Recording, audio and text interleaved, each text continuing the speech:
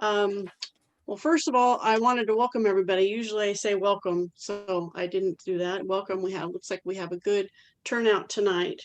So communications, board, I have that written communications. We, since our last meeting, which we had a fall break in between there, but we received maybe one or two concerns about the waiver for returning to school.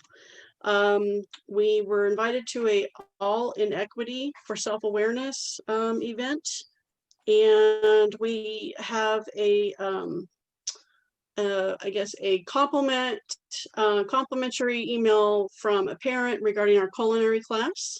I should say Mrs. Erickson's culinary class. And board, anything else? Yeah, we just received in the last, I think 15 minutes, one of the results of the surveys just came in, and I just saw it. I don't know if anybody else even got a chance to look at it. So no, that just arrived. Okay, great. I'm sure we'll talk about that in a few minutes. Okay, nothing else. I think I caught it all. Board member comments. I will start it off, and I will just actually defer to the agenda. Christy? Well, I just think that we have to continue. I know we had an outreach from a couple of teachers, and as we start this meeting tonight, it's so important that as we move forward, that we continue to remember that these are tough times and it keeps shifting with information coming in. And I think that's something I've been reflecting on. And I think it's extremely important that people got a break last week for the vacation into this week. And with the COVID stuff happening, I think that was critical. And I'm just happy to be back tonight and to keep working towards the eventual return, which is coming sometime. Thank you. Thank you, Christy. John Paff? I wanted to thank Principal Lito for, first of all, for walking me around the high school, I think right after our last meeting, but also just congratulate him on finishing a quarter, and in particular, moving to a split semester. I think in hindsight has worked, was a stroke of genius and has worked really well, and I appreciate that. And I also want to continue to thank our teachers for coming back and, you know, moving ahead after a hard quarter. So. Thank you, John. John Walton. Oh, so I'm sorry, Brian. That's quite all right. I'm going to just defer to the agenda. Thank you. Okay, John Walton. Thanks, Debbie. Yeah, I forgot to mention this at the last meeting, so I'm a little late, but I got invited by Samantha Barragan and some of the other students to a Diversify Our Narrative meeting night, which was really interesting. It wasn't what I expected going into it, but it was all about, you know, this movement to make the literature in the middle school and high school more inclusive of different genders and cultures, which, you know, I thought was just a fascinating idea, and was really excited to see so many students involved and engaged in talking about it. There were a lot of teachers participating, and Principal Garcia was part of the meeting. And I know, you know, having gone to high school in the 80s where, you know, it was not a diverse curriculum at all. And it wasn't until I got to college that I really got exposed to a lot more of the diversity of literature and ideas of other cultures, that it's just great to see the students taking a lead on this. And I hope, you know, there was some talk in the meeting about where this was going. And I think Principal Garcia was mentioning that there'd be further meetings about it. So I hope eventually, if it moves forward, that we get to hear about that at a future board meeting. Okay, thank you, John. Okay, superintendent report, Dr. Porras. Thank you, Madam President. I actually just have a few comments this evening. First off, just want to welcome everyone back as well. I'm glad that that we had a break there, and hopefully folks had a chance to enjoy a little bit of respite after everything that's been happening. Trustee Walton beat me to the punch, but I also wanted to thank the students and the staff for the conversation that's been happening with all the themes around equity, especially in the materials that we're using with our students. And probably more than anyone really should thank our students for bringing the issue up. They brought it up in the past before as well, and I think that it's a compliment that our students are willing to engage in discussion with adults in our district around a pretty touchy topic, and being willing to take a stand and make an effort to make things better for themselves as well as the future classmates. In that same vein, I've just received a few compliments here and there from our city council members, some of the business folks downtown. Charlie over at the Grove Market commented as well. The community is noticing how our students are really holding up well during this very difficult time. It's not easy. A lot of mental health issues in general, just about the conditions that we're in. But our community is noticing how well our students are holding themselves together and still continuing their sense of being good citizens and engaging with community around them, and to the extent that they can, of course. And I just thought it was a nice compliment, and I wanted to mention that this evening. And I think certainly a part of that is also due to our amazing teaching staff who just model great citizenship with our students. And you see it as we visit the classrooms online. You can just see it modeled as well. So thank you to the teachers and to the students, everyone, for continuing to make the very best of a very weird and difficult situation. It does not go unnoticed, and just appreciate our PG community in general. So that's all I have for right now. We'll talk a little bit more, I think, in an item upcoming. Okay, thank you. Before we move on, I'm going to reverse back to the board comments, and our student representative, Gabby, I know you're here. I didn't know if you have anything that you'd like to share. I have some brief updates I can give you guys. So as you all know, getting into second quarter, all the students are adjusting to their odd period classes, and personally, it's been going pretty well, in my opinion, at least. And leadership is now meeting officially this quarter, so we're hoping to work on some more stuff and help with, especially with the project, to help welcome the new students and make them feel more involved in the community, in the school community as a whole. So we're working on some ideas on how to involve them and incorporate them into the student body. And then we also have some smaller things planned to help kind of boost morale. I know Mr. Hadquist is planning a faculty video to send out to help boost morale, as well as doing a small Halloween like dress up competition where you send in pictures and you can vote on it. So at least you have some of the Halloween spirit in there, even if we can't be in person. Great. Sounds like things are, you're making the best of what you have been given. So thank you for sharing that information. Okay, we are going to be now on PGUSD staff comments, non-agenda item. If you have any, you can raise your hand.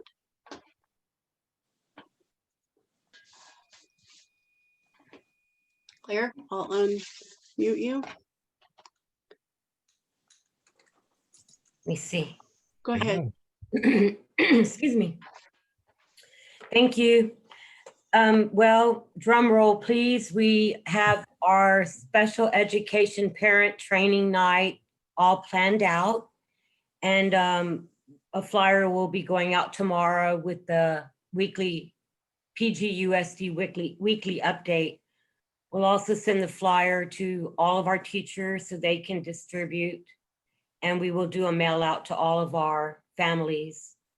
And what's nice about it is by advertising through the weekly update, any parent that might be interested in learning about special education can join us.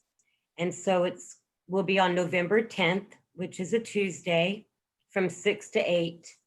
And we have 2 program specialists from Monterey County, SELPA, that will be the presenters. So expect to see that flyer coming out tomorrow. Thank you. Thank you, Claire. And that's via Zoom or? Yes, it is. And the Zoom meeting link will be, it's on the flyer. Okay. Thank you. See, no other staff comments. Shannon McCarty has a comment. Okay. How come I'm not seeing her hand? Sorry, Shannon. Hold on one second. Okay. User error. Go ahead. Thank you. Sorry. And I see you too, Ani. Okay. I just wanted to speak on behalf of the PGTA today. We met as a general meeting with more than 50 teachers. And so I wanted to just kind of share a little bit of synopsis of what we're feeling so the district and the board is aware of what the teachers are expecting from the distance learning that we're going to be hybriding or whatever it is that we're going to have in January. So today I just wanted to make sure that the board knows that teachers across the district want to return to work, but we see safety measures that are being put into place to ensure that we can return safely. So we want to make sure that those safety measures are being put into place. Can teachers actually get to work and feel that their safety is being put into first place so that we can teach our students? We have a lot of teachers in our district that are feeling that trying to push for a waiver at this time or a way to come back to school at this time, even for special ed students or students with special disabilities, is a little bit unsafe. And so we want to make sure that the board knows, as well as the district, that teachers at this time are willing to come back to work if we can come back safely. But at this time, we don't feel that there is adequate safety protocol put into place to ensure that teachers and students, as well as families, can be put on campus safely. Some of the items that were brought up today were, is there rapid testing available for students and teachers? Are there N95 masks that the district is willing to provide for teachers, especially in our special ed development? Those teachers are being asked to return to work maybe even as early as next month. And so we are concerned that as a unit member, our teachers are being put into conditions that are unsafe for everyone as we are in the purple zone. And so we are still concerned that teachers are being asked to come back to work and not really have those measures in place. I made a bunch of notes because I'm not very good at remembering. We have some long-term effects of COVID, and teachers are concerned about that. If they got COVID at school because we were asked to come back, do we have some safety protocols put into place? What happens if teachers have those long-term effects on their lungs or on their heart or on their brain? Activities that are just now becoming into place, whether or not we know what COVID causes in people. There's so many different issues with that. And so teachers are very concerned about that. Excuse me, sorry. So Shannon, I'm just going to interject a little bit because we do have that item on the agenda. Okay, so you'd rather have me speak at an agenda item? I can do that. I just didn't know that it was. Yes, of course. Okay, Of course. I appreciate that. Okay, great. Thank you, Yeah, Debbie. it's our first information item. I think we only have 2 regular agenda items. So Okay, great. shouldn't be Thank you. too I'll bad. do it then. Okay. Okay, thank you Thank so you. much. Okay, Director Silva? Hello, I couldn't try to figure out how to raise my hand. You did it. Anyway, I just wanted to say that we're going to have a elementary SWAN parent night where we're going to have our own Tim Vassar. He is our coach from the SWAN company, is going to do a webinar with our parents on Tuesday night from 6 to 7. I know that Principal Rogaman and Keller will be sending out information to their parents in their communication tomorrow.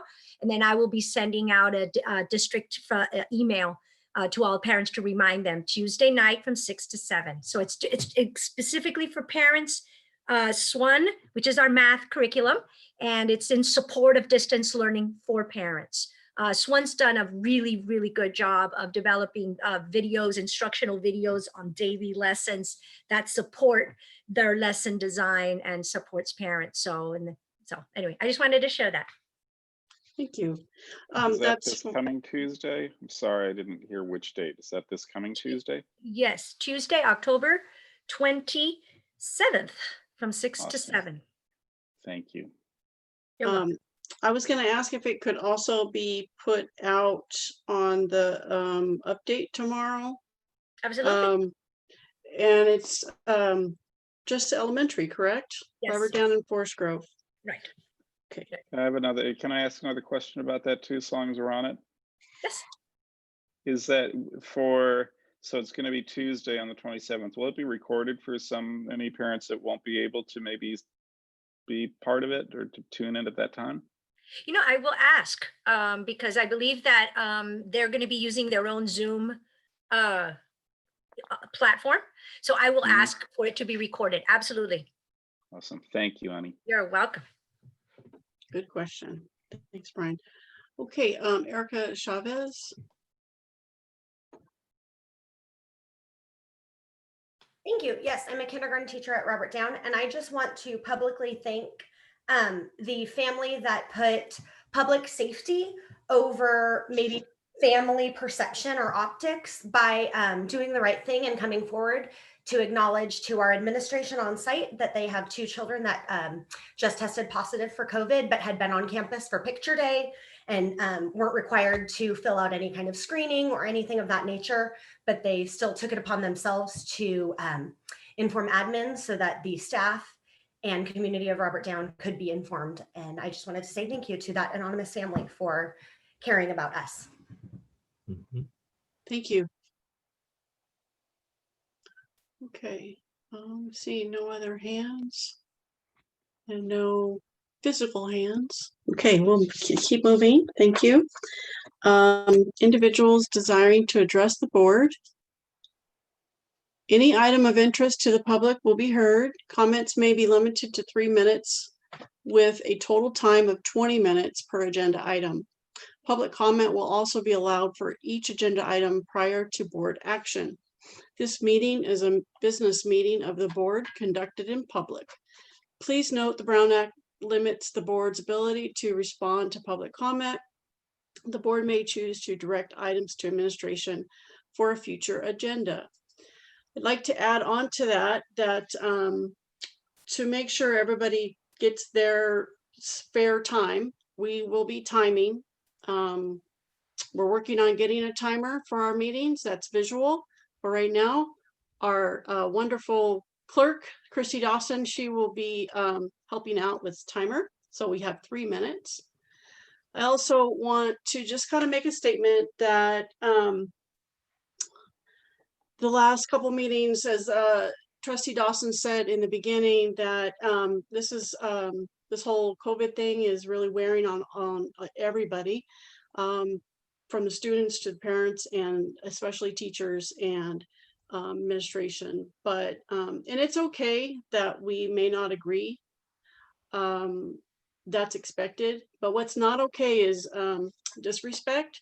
So I'm asking everybody to just please keep that in mind, be kind to each other. You can be frustrated and let us know. We want you to let us know, but please retain that respect that everybody deserves, as including you.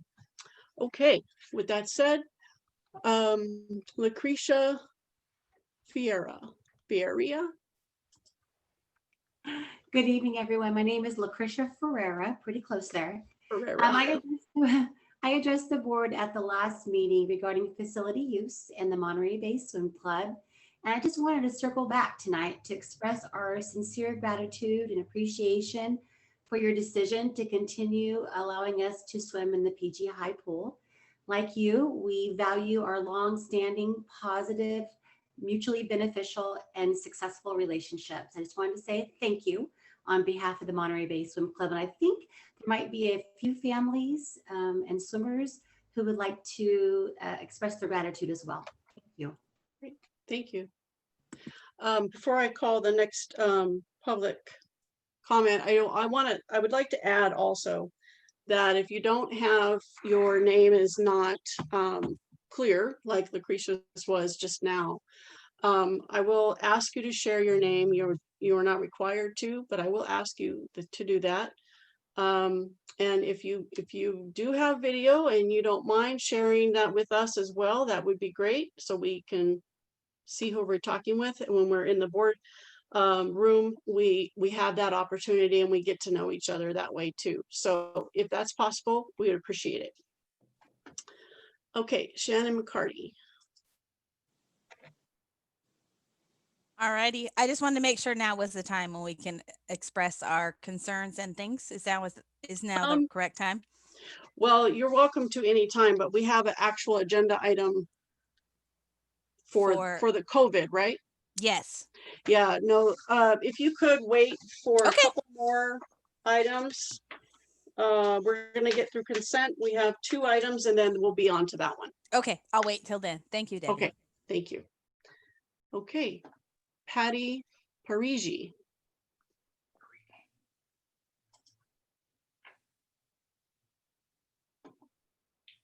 She's muted. There she She's not now. Go ahead. Well, it looks like you are muted, but it She is muted. shows. Let's try that again. There you go. Okay. Go ahead. Hi, I'm Patty Parigi, and I have an 11-year-old that's swimming with Monterey Bay Swim Club. I have to tell you that she loves it, and right now it's a lifesaver. So I really appreciate you letting us swim at the pool. And Ellie would like to say a couple words to you also. I'm Ellie. I've been swimming 4 days a week for 2 years. It is a huge part of my life, especially now. Thank you for letting me continue. Well, thank you for sharing that with us. Okay. Thank you. Thank you. Okay, seeing no other individuals desiring to address the board, we're going to move on to the consent agenda. Let me get my little cheat sheet. The consent agenda are items considered to be routine and may have been discussed at a previous board meeting. There are no discussions on these items unless a member of the board has specific questions and or request an item to be removed. Approved items are considered in full and adopted as recommended. The consent agenda board, are there any I'm sorry, Debbie. questions? I'm sorry to interrupt. There's a parent in the bottom. I thought she was bringing a chair, but she wants to say something important. Oh, you know, I was distracted. I saw. Okay, go ahead. You're welcome to have your 3 minutes. Okay, you got it. Tula Hubbard, sorry, I don't know how to put up my hand on this. It's in a different spot apparently. Well, what you did work, so. Sorry about that, but thank you. A couple of things. I just wanted to take a moment to say thank you for the Monterey Bay Swim Club contract. I actually have a conscientious senior who's really hoping in January that she'll be able to swim for our school, and has been conditioning with the swim club and went back to the swim club. She used to swim with them prior, when she was younger anyway. So that's been a lifesaver for us. Along those lines, I would love to see a future agenda item that talks about how we can potentially create some athletic pods of some kind, what that can look like. We have a football field that's 100 yards. It's a lot of space. There's lots of room for 6 feet. Distancing, we have budget for athletics. So I'd love to see a way to really allow other kids the opportunity to move their bodies and really, mental health, this is such a key area. So if that's something that we can do, I'd love to compliment our teachers. That I'm on here because I've heard of past meetings where it hasn't been so pleasant, and I don't think that's fair.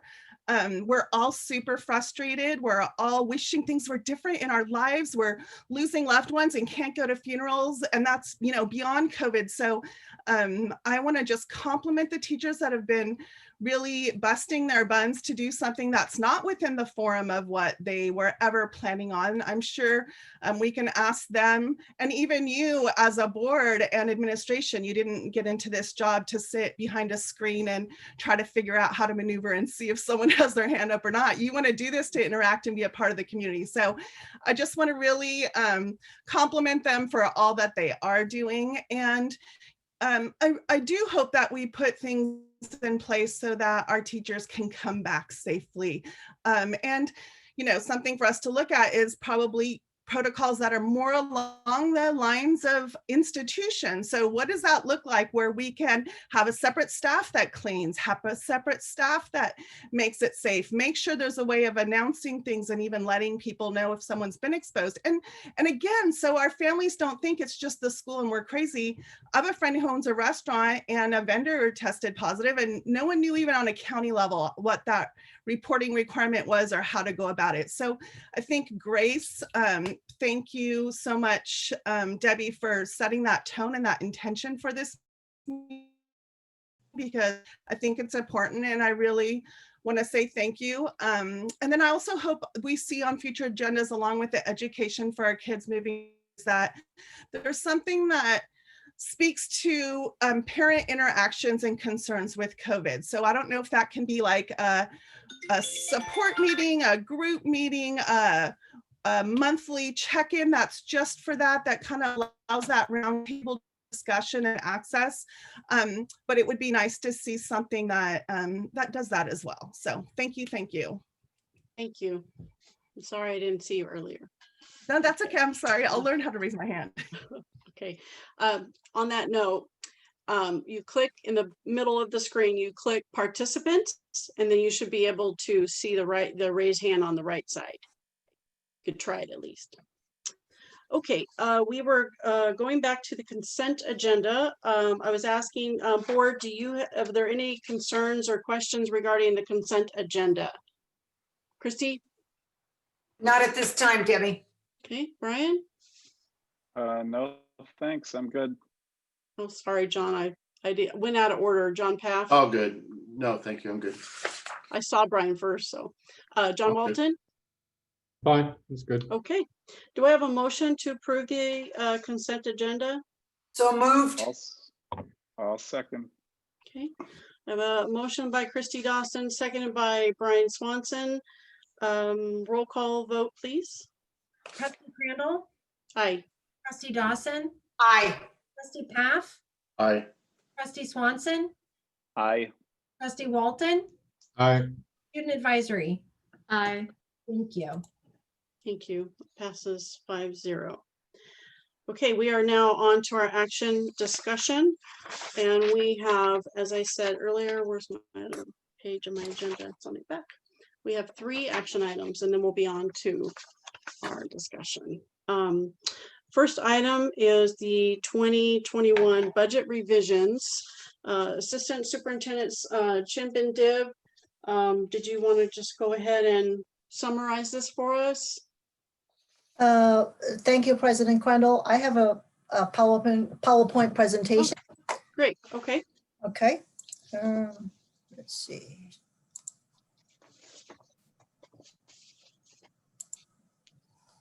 Okay. Can you see it well? Yes. Okay, thank you. This is the first budget revision for 2020-21 fiscal year. And for the past 2 years, we've been doing this way where we provide a first glimpse of the first interim instead of waiting all the way until December after we close the books and after a couple of months of payroll have taken place. We like to look at our numbers, with actuals, revisions of the budget and see where we stand rather than wait until December. So any proactively, any discussions or any changes, if the board wants to provide direction, we can always do that at this time. So this is like what we call a preliminary first interim for the 2021 fiscal year. So this is at a glance. You have it in the board packet as well as for the public. This is a glance. When we talk about more the detailed numbers, we'll look into subsequent slides. There's of course the slide, the columns are getting more and more, and we try to squeeze into one slide. You see only the 18-19, but if people, the audience, the public wants to see prior years to see a trajectory and how we perform in prior years, this kind of reports are on our website as well. So in here, there's 18-19, 19-20. 19-20 is unaudited actuals because the auditors will be here. They'll be here actually next week. and they'll finalize it in January when they present the findings, if any, of the 1920 result to the board. So at this point, it's just unaudited actuals, it's just staff. We have closed the books. We have presented the results to the board, and the board has proved that, but it's just absent of the audit's review. So this is the general fund, the biggest fund of the district. I can kind of took out a couple of one or two columns so that we can see comparison of the 2021 revised budget. Actually, the key point for tonight is looking at what changes have taken place since the board approved the budget in June for 2021. So now we have a column, a third from the left is called the revised budget. And to the left here, I just listed the highlights, and they're on the board packet as well, and page started on page 27. In terms of the revenues, the major highlights will be the CARE funds, or the Coronavirus Relief Act funds from the federal government. We got that into several categories, and I presented to the board in August. So you can see a major changes. People will be thinking, why is it such a huge difference? If you look at the federal funds, all the way from 659,185 to close to 1.6. Why a big swing? Because of coronavirus fund, we got almost $1.1 million based on the August report.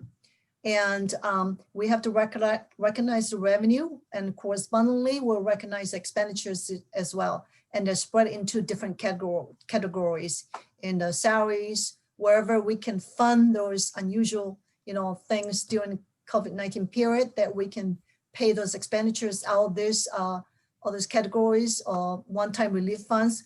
We have been doing that, and we'll continue to do that until December 30th of this year, where 80 or 85% of funds will actually expire as the one-time funds. And some of them will be into books and supplies and services, because we need to buy, those PPEs, sanitizers, gloves, and such things. We'll have to code it into the books and supplies. So you see that anomalies is or spike what it changes. Primarily, those are the reasons. I would not go into all the details. Local funding sources, surprisingly, and this was shared in August as well, we got almost about $300,000 from a SELPA. That is a good thing. And of course, the challenge is finding out whether this is ongoing or not. At this point, we do not know. If it's ongoing, would be nice, because it really help the special ed program, and we'll have the general fund in terms of contribution. But we cannot budget that because county office and CDE cannot tell us whether this is ongoing or this is just one time. And certificated salaries, we talk about care funds and some donation. So this is another thing that we always want to take note, is that after we close the books and after the board has approved the budget for the new fiscal year, and we close the last year's books, we always have carryover funds, meaning those are restricted funds. They're not unrestricted. There's like a PTAs, pride funds, donations, such for a specific purpose. And we have to really account for that separately in our books. And so after we close the books, they're entitled to spending the money. So now the funds, they're now in the expenditures column, but not in the revenue columns, because money we have collected last year in 1920, now in our fund balance. So in order to spend the funds, those funds will be put out in the expenditure column for that purchase orders, and things can happen, encumbrances can happen. And that's why I can artificially inflate the expenditures. And we always kind of bring it out so that we are transparent when we say the surplus or deficit, because it's actually skewed by the carryover funds. In this case, it's actually artificially lower the surplus amount. So to be really comparing apples to apples, the operating surplus this year is the two amounts together. It's about $740,000. I think those are highlights. Again, transfer outs real quickly. Under transfer outs, you see really a major increase, And this is actually will be revised, will be even higher because there are two major programs that were impacted in terms of funding. One of them is the BASRP program, as we all know, because COVID, and the program cannot be really as usual in terms of providing childcare. So they're not collecting revenues or income. So the general fund has been contributing that. And expenditures, we try to do as much as possible to pay by the care funds, but as I said earlier, a major part of the funds only have until December 31st. The other part is cafeteria. We don't have sales, regular sales. We do have, I'm going to talk more, a little bit more when we get to the slide about cafeteria, but right here you see the transfer is increase, a negative, meaning is really transfer out from general fund to those programs. We don't have the sales. We do have the meal counts, the reimbursement from the federal government, from the state, but it's really not enough to make up for the loss of the meal sales.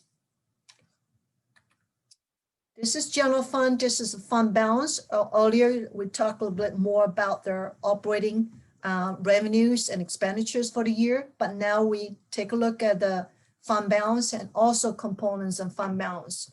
For the revised budget, it just went down a little bit, slightly from 14.8 to 14.0 for some of the categories I mentioned about primarily would be to transfer through those programs, because we don't have the income.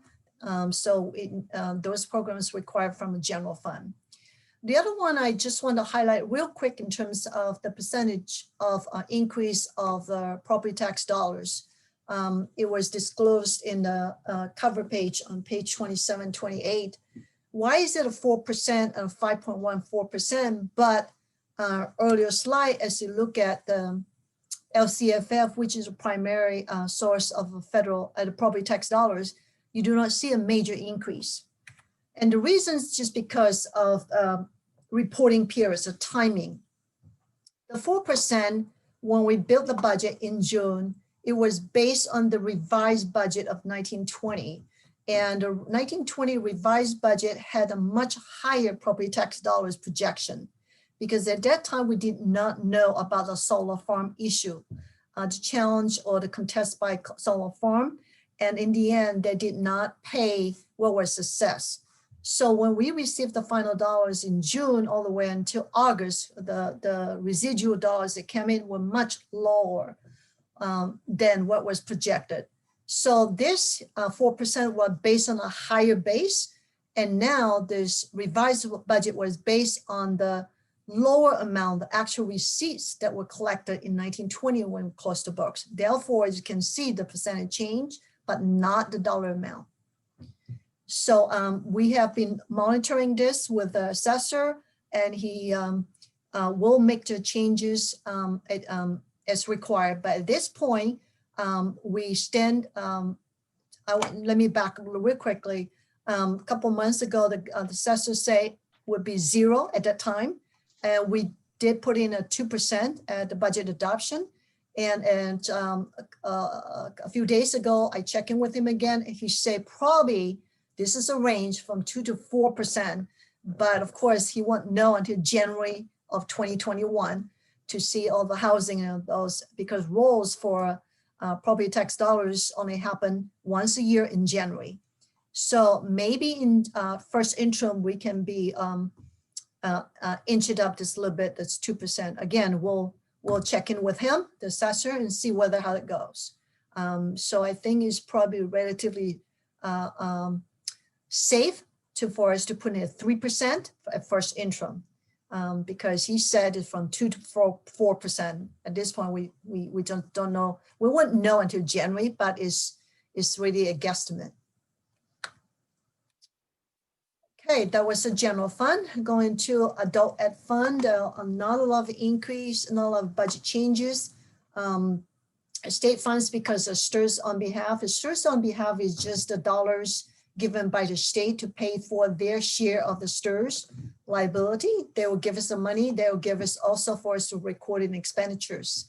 It does not change the bottom line. It just will change the percentage of general fund 3%. But in this case, for adult funds, does not impact the bottom line. It has in revenues, it says, or also corresponding expenditures as well.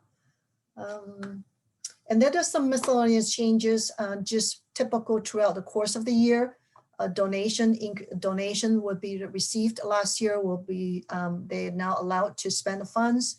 There's some adjustments between object codes for postage and mailing. Again, typical operations throughout the year. Any adjustments, we'll just do that correspondingly, make as a budget revisions. Child Development Fund, we talked about earlier, the transfer, you can see here as income. We probably will relook at this a little bit deeper. Whether this 204,000, whether this is even realistic for 2021. We believe that will go lower than even 204,000. At this point, we just adjusted it down by 50%, and we believe it could go down to as much as 75%. So that means the transfer will go even higher from general fund in December when presented to the board. We'll keep on monitoring that. We'll keep an adjustment, looking at real data as we go. The more we get into the fiscal year, obviously we'll know better and we'll keep adjusting it. But this is, I think, it's a good snapshot for us to see. These are the major areas it will impact the general fund. There's bank fees, just real quickly, services here, there's bank fees because in the past, BSRP collected a receipt enough to absorb the cost of the bank fees. At this point, they don't have the income, obviously the fees will have to come from somewhere. So general fund has been transferring money to the bank to cover the bank fees as well.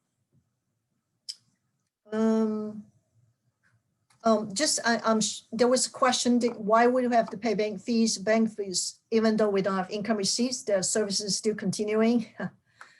We still have to pay. It's in a way it's fixed, depending on the type of services, because we don't want to close account, because next year, or hopefully, in a few months, if we do open school, we'll need the services again. Cafeteria Fund, we talked about earlier. You can see the receipts, local revenue, sales of meals, mostly to students is more than half. This, again, we'll look at it first in terms of a couple months, whether this is, we need to adjust some more or not. But at this point, we believe it is pretty solid in our estimates for Cafeteria Fund. We look at it in details, meal counts, how much, and also the federal reimbursement. You can see it's gone out from the budget because the waiver by the federal government where we don't have to count the students. We just, without students' name, we can just report the number of meals that we've served and then report correspondingly, and we'll get receipts, reimbursement funds from the federal government and also from the state. The state's not as high because the ratio, the percentage is pretty low in terms of how much we can get from the reimbursements. Fund 14, deferred maintenance. The good news is that we keep on building this fund. We talked about this last year and 2 years ago when we closed the books. Look at how low it was 2 years ago. And then last year when we closed the books, we tried to really monitor expenses that can only be spent on deferred maintenance fund and can be spent on Fund 40, capital outlay projects or general fund to be really appropriately categorized to the right fund and the right category. Part of it to make sure we're reporting correctly, but also to preserve these funds. So the balance from last year, we ended the year with a little bit over $74,000, but this year we'll see whether we'll need this $35,000 or not. And if not, fund balance will be a little bit higher than here. But again, these are only $35,000 for things that should be spent on deferred maintenance that cannot be spent on other funds.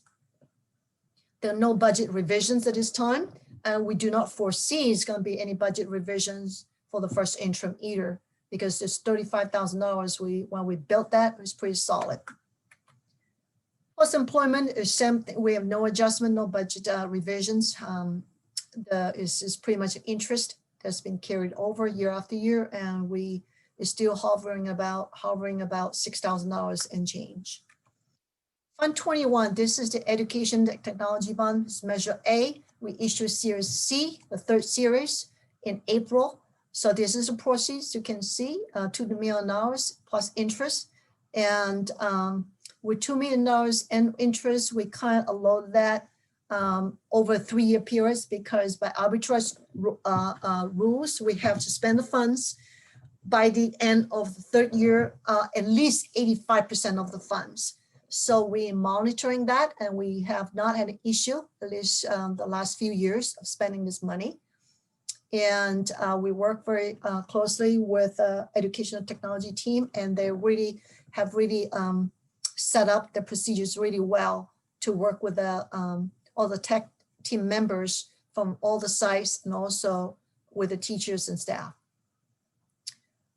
We try to really not spend out every dime, and is for $2 million and the interest, we try to leave it a little bit, just because like this year, also last year when we had pay for the network, for also Chromebooks, there are some deals that we could get, really get a good deal. So if we had spent out every dime, we're not, those kind of transactions would not have been possible.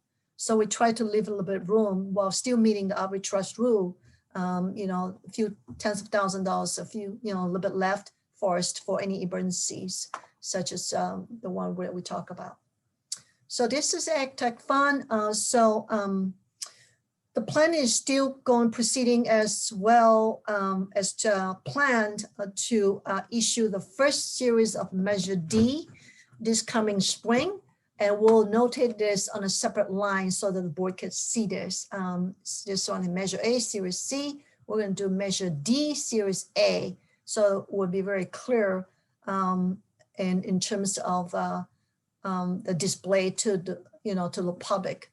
Internally, we have a very, very tight accounting rules. It's by not just by this fund. There's a resource code and also a program code. So it just cannot go wrong. What proceeds for each series and what expenditures spent out that series is very well tightly recorded.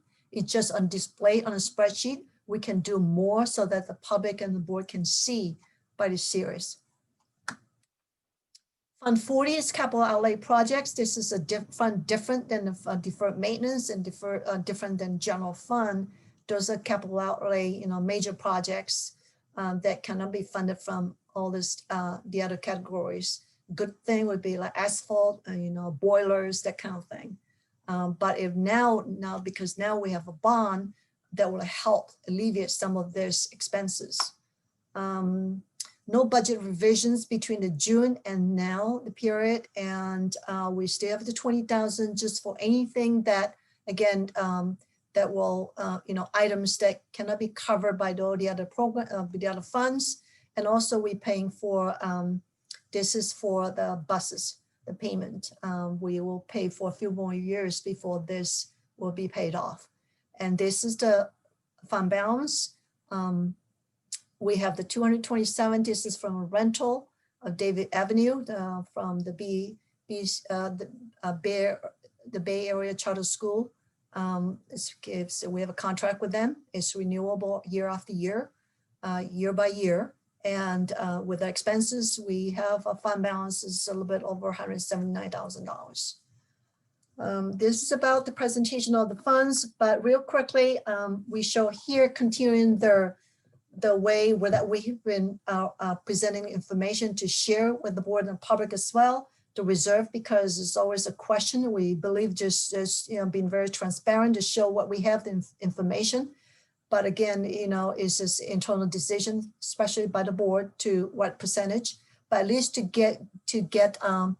share information, what is the regular percentage or what is the normal percentage of reserve out there. For 1819, we don't have 1920 information yet. The 1819 for Unified School District, like us, the average is 17.26%. And this, my screen is kind of blocked by Zoom, so I couldn't see the percentage. It's still percentage. It's not quite a percentage point, but it has increased from last year, 17-18. So 17.26, but this is average school district, including LCFF school districts. Well, this is basic aid. For basic aid school districts for 18-19 is 23.66, and our percentage is 12.12 for 2 years ago. And the difference between us and an average school district of basic aid school districts is almost 12%. So I think this is it. Any questions? Thank you very much for that. Stop sharing. Okay. Well, we might have questions about it. Okay. Board, what kind of, do you have any questions, Christy? No, as always, I just so appreciate you walking us through this and keeping the transparency and explaining it for not only the board and the public, but really well done. You know, the last thing with the percentage here, I mean, it's something that COVID is not going to do anything to help us with this, but this is something for us to be aware of, and I thank you for pointing that out. We need to keep those percentages in front of us as we move forward with budgets and wages and everything else. So thank you so much, Song. Okay, thank you, Christy. John Path? On Fund 14, $93,000, that's still provided by the state, right? That's a constant? Yes, yes. That's been actually, you know, has been rolled into LCFF.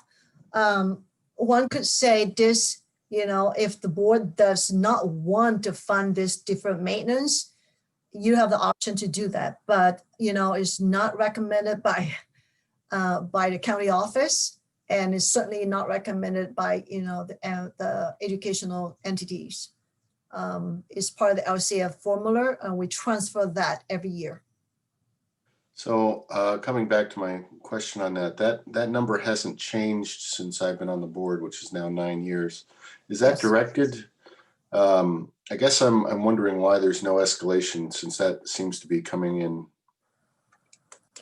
When the funding, it was part of the, you know, is part of a, you know, a different funding source before. When this LCFF came about, the state just say this amount, and when it's rolled into kind of one big block grant funds, they say it's fixed. It's not indexed by COLA or anything. So this is just been getting a fixed amount every year. We don't get a really extra for COLA or for any, you know, any extra. Okay, to be clear, then this says revenue limit source. Is that from we are simply putting that money from our property taxes, or is that a separate fund from the state? It's separate fund from the state. Okay, that's what I thought. So there's zero reason not to accept it, but it's not escalating in any That's correct. That's correct. Okay, you went through the 2% escalation in Fund 1, and yet I'm wondering, where does that actually show up? Is that strictly LCFF? Because if I just do a little math here, the federal sources, that's not a 2% bump. State sources wasn't a 2% bump. And again, maybe I'm looking at the wrong column. Are you looking at an adopted budget when you say 2%, or are you looking at revised budget when you say 2%? The adopted budget.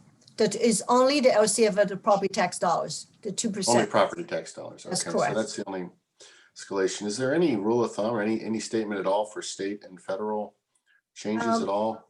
I mean, the change from federal, for example, is $4,000 out of a $600,000 fund. Right. The federal and state, because it's within each resource or each program within the federal sources or the state sources, there's so many of them. So without, you know, we just don't state the percentages of increase of each one. It just summarize here. We don't typically just single out each one, because each one has its own accounting, unit accounting. Is not something that we can really just spend because it's considered restricted. Let's say we get $600,000 of one source. or, like Title I, we get limited funds, we have to spend with exact matching expenditures. So it's not something that we can really say, 2% or something. It depends on whatever we get, we'll record it and we'll account for it appropriately in a escape financial system. So to answer your question, whether what percentage for each of those, we'll have to probably delineate it if we want to do that. And it just would be, we figure, it's just more communication. It does not really help us. Meaning we get the same percentage of increase in income, we have to spend correspondingly same increase in expenditures. Is not helping our general fund bottom line. Okay, thank you very much. You already discussed the building fund and a March bond sale, so I appreciate you walking through that as well. Thank you, Ms. Chin-Bendit. Okay, Brian? I don't have any real questions that Song didn't already address when she went through all of it. I did just want to thank her again because, like Christy had said, every year the amount of detail and explanation that she provides is really appreciated and it helps. And I really need something like carryover. I need that explained to me every year, how that works, quite honestly, because it can be baffling to me at times. So I appreciate you doing this over and over again for everybody. It's there's a lot to digest there, and I appreciate you taking the time to do it. John Walton? Thanks, Debbie. Song, remind me again of the 1.1 million we got in CARES fund. How much has been expended, and do you feel like we have a good plan to expend all of it by the end of December? Right. The $1.1 million, I want to say 85% that we have to expend that by December. And all the funds either have paid, meaning cash where they paid, and also encumber. One of them is a BSRP program. We encumber the funds. So those funds have already been reported to the state. We have a little bit left. We have, I would say, probably about 150,000 or to 175,000 from other care funds, but not to the federal government, that we have a little bit longer period to spend until one of them is until June, another one is until 2022. So we have been, spending those funds after this batch. So the money we spent, but I want to say though, we have not received the cash yet. So in a way, general fund's been fronting the cash because, we have purchased, right? We have paid payroll. We have purchased all these PPEs. We have done a lot of services, but we have not been getting checks yet. So that, is a concern of all the CBOs we've been talking about frequently when we met, especially those school districts getting a little bit more care funds because it's a cash flow issue, especially for LCF school district. Their income has been deferred by the state.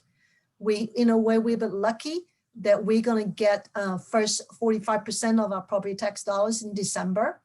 And we always borrow anyway from this short-term borrowing to pay for payroll. And that money has been helping us to pay for these purchases. So the federal funds then flow, in our case, which is a little bit different than the county I work for. So what I hear you saying is the federal CARES funds for us actually flow through the state before they come to us? Yes, that's correct. And is there some reason the state's telling us why we're not receiving the funds yet? I'm sorry, I didn't catch the question. I'm sorry, is there a reason the state has given us why we have not received our CARES funding yet? The state says the federal portion of it, what they have received, the state share of the portion of care funds has been given, share with all the LEAs, but not the one directly to be paid by the federal government. They have not received the money, so they cannot pass it on to us yet. So what will happen if we never receive those funds? I think that the state has been appropriated, but it just has not been really given the cash. I think it's not, I don't think it's a risky proposition in the sense that I think there's a commitment, there's appropriation. because a lot of school districts are really in a lot of trouble. Mhm. This is something that we must spend. Okay. One last question about CARES. So in county government, the CARES funds can't just be appropriated. They actually have to be invoiced and spent by the end of December. The rules different for schools? For us, we reported the one that we have spent, but encumber right now, there is a rewrite of the regulations or the requirements by CDE, extends to our timeline until next Friday for us to report encumbrance. Because what happens is in our books, just like all the school districts, we have to encumber the funds. Our system does that, but the encumbrance for them, they call it obligations. Obligations only for contracts. It's not really encumbrances for payroll, but that part, so we have not reported the encumbrance, meaning the part like from October through December, the payroll has not happened. So we have not reported yet. So, but on our books, we have encumbered that. Just not on the live report to the state. Okay, thank you. Thank you, John. Okay, so I'm still a little confused on that because I was going to ask about the CARES fund also. So you're saying that we have to spend it, but we don't have it. So we're spending out of our budget and so that's in the general fund? Yes. Those expenses. So our general fund is actually a little bit better if we get the money. It's a good question. Let me maybe just look at it another way. The CARE funds does not impact our general fund because these are budgets. It's not about cash, what you're looking at. So meaning the budget, wherever that we expect to receive in revenues, we'll report that, we'll categorize this accordingly. Same thing with expenditures. Think of it like the CARES we expect to receive, and we've been actually sent notices of official notification saying that we'll receive $1.1 million. And we'll report that in the revenue. You see that in the federal sources, and we report that in all the other categories of expenditures, salaries, certificated salaries, benefits, supplies, and so on. So that's the budget side. The problem is cash. When we pay, we don't have the cash to pay for those PPEs. So we take the cash from our fund balance to pay for the bills. So when we get the cash, it will replenish the cash. It does not impact our bottom line. What you see here, we have $5.7 million is already, meaning we have already included expecting to receive $1.1 million in cash. Okay. So hopefully that, I don't know whether that makes sense. Yeah, so it is being counted in here. We just That's don't correct. have the real cash flow. But to John's question, if something happens and we don't receive those CARE funds, then it will affect our bottom line because we've spent the money. That's correct. Okay. Well, we hope that doesn't happen, but. And like I say, it's been appropriated, so it's very unlikely if there's legislation appropriating the funds, very unlikely. It's just a matter of getting the cash. It's been very, in general, federal funds, absent of CARE funds, all the title funds and any other federal sources have been notoriously late for years. Some of them could be even after we close the books. We still have to set up a receivable. So it's been very, very typical of federal funds. So it's not just because of CARES. CARES just so happened to be a huge chunk for us, the 1.1, because we don't have federal funds of this magnitude. Like Title I is because of basic school district, our funds are pretty small for federal funds, but it's been very, very slow in getting cash. Thank you for clarifying that. And that actually answered my second question. So thank you. Okay. So let's see, student advisory, I don't want to leave you out. If you have any questions about the budget. Thank you for considering me, but I don't have any questions at this time. Okay. Okay, so yeah, go ahead. That's no different than anything else in the budget, though, right? All of our revenue is projected. Whether or not it's CARES revenue, it's projected. Whether or not if it's local, it's projected. If it doesn't come in, we have the same issue. It doesn't matter where it was supposed to come from. That's correct. Right. That's correct. The only thing, like I said, because the size is $1.1 million. Right. You know, I mean, the only thing, the bigger one, I think bigger than that with our property tax dollars.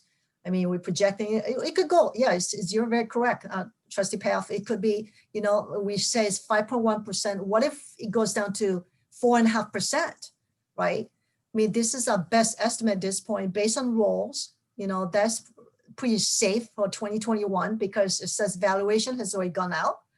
People, homeowners already received the tax bills. It's just a matter of whether people not paying or not. By looking at history, you know, that's percentage very, very low.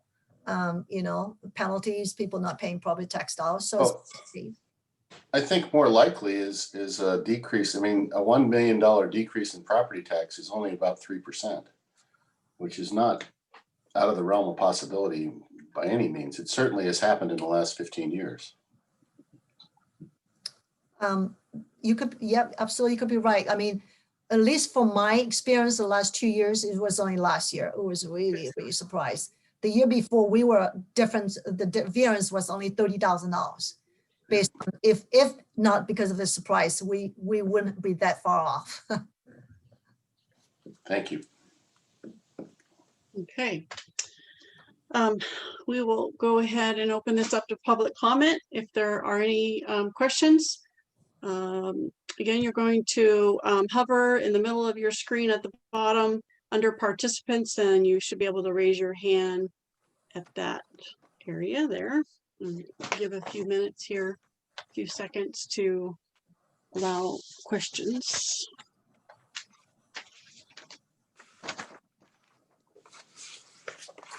Not seeing any questions right away. I'll bring it back to the board. We do need to make a motion on this and approve the revised budget. Board, do I have a motion? Make a motion to approve as presented. Thank you. Okay, thank you. We have a motion by John Paff, second by Christy Dawson. Roll call vote, please. Trustee Crandall, Aye. Trustee Dawson, Aye. Trustee Paff, Aye. Trustee Swanson, Aye. Trustee Walton, Aye. Student Advisory. Aye. Thank you. Thank you. That passes 5-0. Thank you very much, Song, for that presentation. Okay, next item is action discussion B, contract for services with AMS.net for DHCP server. This is Coordinator Mejia, Jonathan Mejia. This is your item. If I can summarize it, we are replacing one server, 1 out of 4 servers that is housed at the middle school. And is there any specifics that you'd like to add to that, or? Yes, just more accurately, we are consolidating the 4 existing older servers into 1 new server. Oh, thank you. That is very much more correct, because I did not understand it that way. So thank you. So we have 4 now, and 1 at least have failed us. And so now we're just going to be combining them. Yes. Okay. And let's see. Actually, I'll just go to the board first if we have any questions. Christy, do you have any questions about this item? No, none at this time. Thank you. Okay. John Paff? If we approve tonight, when is it installed and ready for use by all of PGUSD? We can, if it's approved tonight, we can get this going, installed, ready, in use by, definitely by mid-November, end of November, it'll be up and running. Okay, what's the downtime if you have to, as you do it? Downtime would be maybe a weekend. I'm sorry. Yeah, maybe it would be done preferably on a Friday afternoon going into the weekend, so that Sunday we have days to make sure that traffic is flowing as normal. So that Monday we're up and running. So a weekend would be. And the 30 hours of assistance in there, is that for AMS to actually do the installation and access and transfer, or is that for some other services? That is covering that, and also on the back end, should we have any issues down the road, they'll be able to tap into those hours to fix that. Any issues. Thank you. Thank you. Yeah, Okay. thanks. Okay, Brian? A couple of things.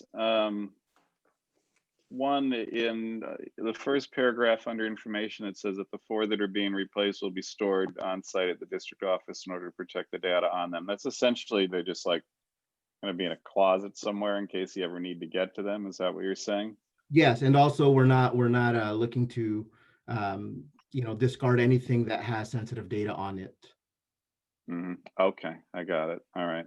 And then of the different companies that you took bids from, were there significant price differences? I see the criteria that were used in order to select the one that was chosen, but I'm just wondering if there was, because it doesn't seem like price was the primary consideration. I'm not saying that it necessarily should be. I'm just curious if there was. So there was a little bit of a difference. AMS did come in with the lowest bid anyways, but like you mentioned, it wasn't the only factor that we looked at. But yes, AMS did provide the lowest bid. The other bids we got were not that far off, but still slightly higher.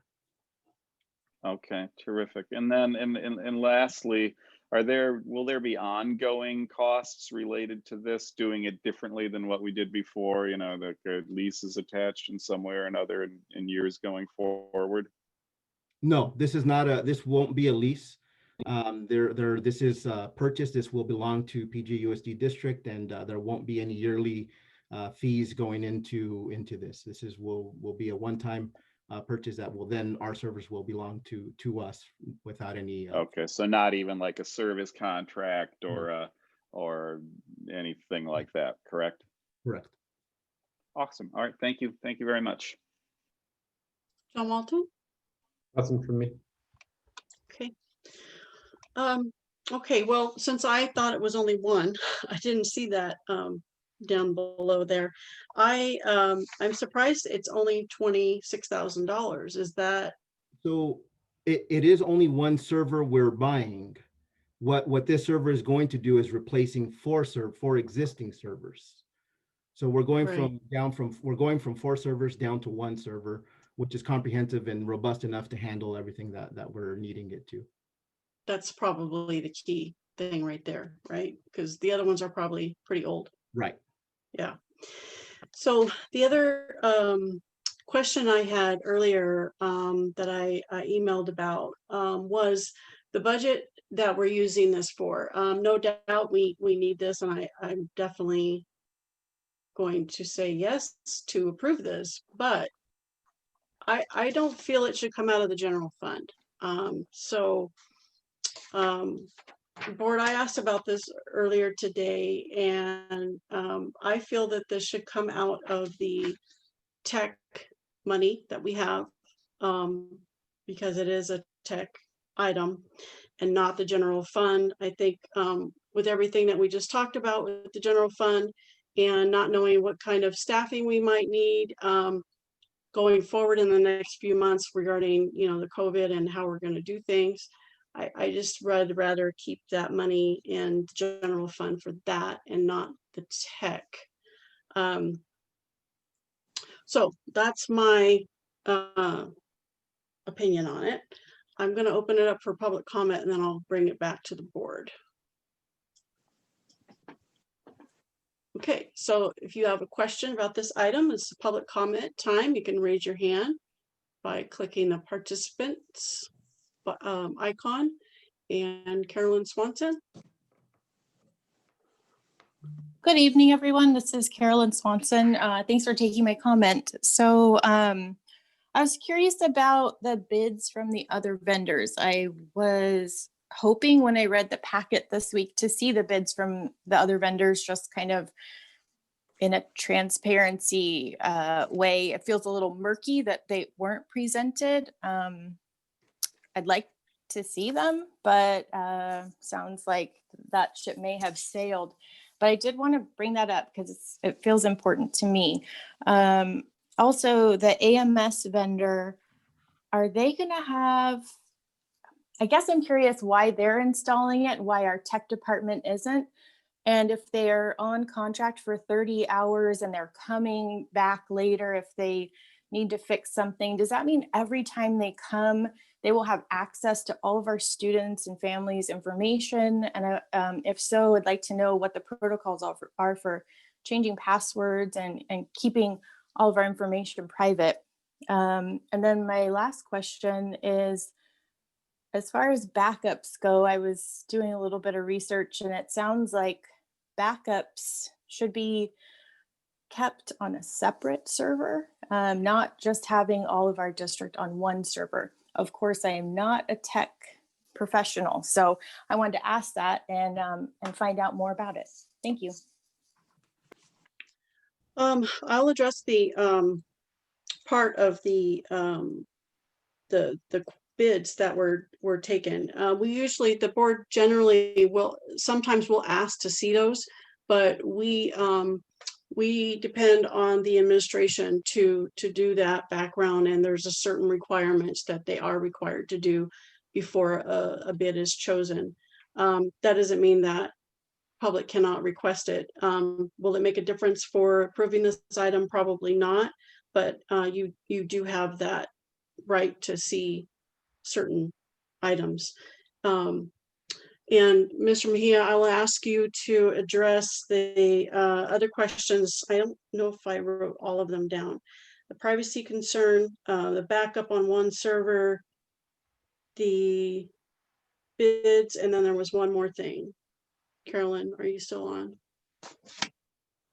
So in regards to the backup and the protection of any of our data, no, the company AMS will not have access to that. All of our student and family data, which is currently being housed on the Luminate servers, lives in the cloud, does not live on site or on-prem or on our premise here. So they're not on that servers. This company will not have access to that student data or family data in that regard. We do keep our data very secure. If anybody does ever have a need to access certain data that they may not need access to, I do change the passwords on those accounts as needed, but nobody really has access to those servers. The data that is housed in the on the servers are backups from our district office files, which again is sensitive for many reasons, and we do keep that encrypted with a password as well. Thank you. Carolyn, does that answer all your questions? My last question was, why are we contracting out the install? Why aren't we doing it in-house? So a lot of the work that goes into the prepping of a server is not just bolting the server into the rack and plugging it in and going up and running. That's probably the easier part of it. But there's a lot of work that goes into setting up, and because the network configurations are a lot trickier, we want to expedite this as much as possible because of the amount of downtime that could mean. So that's essentially the reason why we're renting it, or not renting, but that's why we're hiring this part of it out. I would imagine also, Mr. Mejia, that they're more liable if they install something and it doesn't work, where if we install it, it's on us. Absolutely. Yeah. Okay. Thank you. Okay, just timekeeping wise, we're at the 3-minute public comment and some. Okay. Thank you, Chrissy. Sure. I don't see any other hands, but I'm gonna pause for a couple seconds here before I bring it back to the board.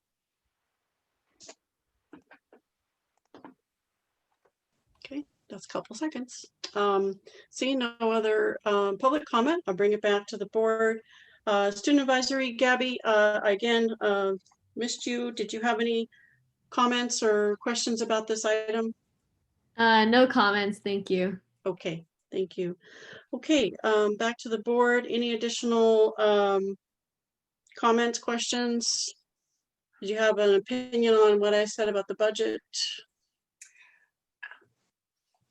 Go ahead. Well, let's go in order. So Christy? Well, I'd love to hear what Song has to say about that. I appreciate your opinion, but I know it was written up as coming out of the general fund, and I'd like to hear why. Okay, John Paff? I just want to make sure we're up and running by December for the entire district. So. Okay, so you don't want it to be delayed. And the funding is I'm indifferent. Doesn't matter. Okay, okay. Brian Swanson, any? Yeah, I mean, I'd prefer, as far as where the funding source, I'd prefer that it not, or that it actually come out of the general fund. Just be. Always frozen. That we've done out of the tech funding instead, you know, where like phones and things that I think are kind of nuts and bolts part of a district anyway. And so I'm fine with, and I see this the same way. It's not like laptops and Chromebooks and things like this. You know, this is something that's, again, sort of basic infrastructure stuff. And I'd rather see it come from the general fund. Okay. John Walton? I'm fine with the memo as written. Okay.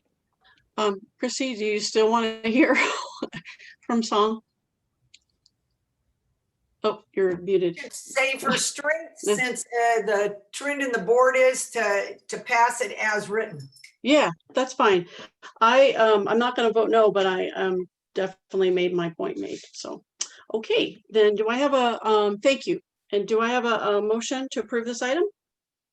I move we accept the contract for services with AMS.net for the DHCP server. I'll second. You can second, Debbie. I beat you, Brian. Okay, a motion by Christy Dawson, second by Debbie Crandall. Roll call vote, please. Trustee Crandall? Aye. Trustee Dawson? Aye. Trustee Paff? Aye. Trustee Swanson? Aye. Trustee Walton? Aye. Student advisory? Aye. Thank you. Thank you. That passes 5-0. Ms. Chin Ben Dib? Song? Yes.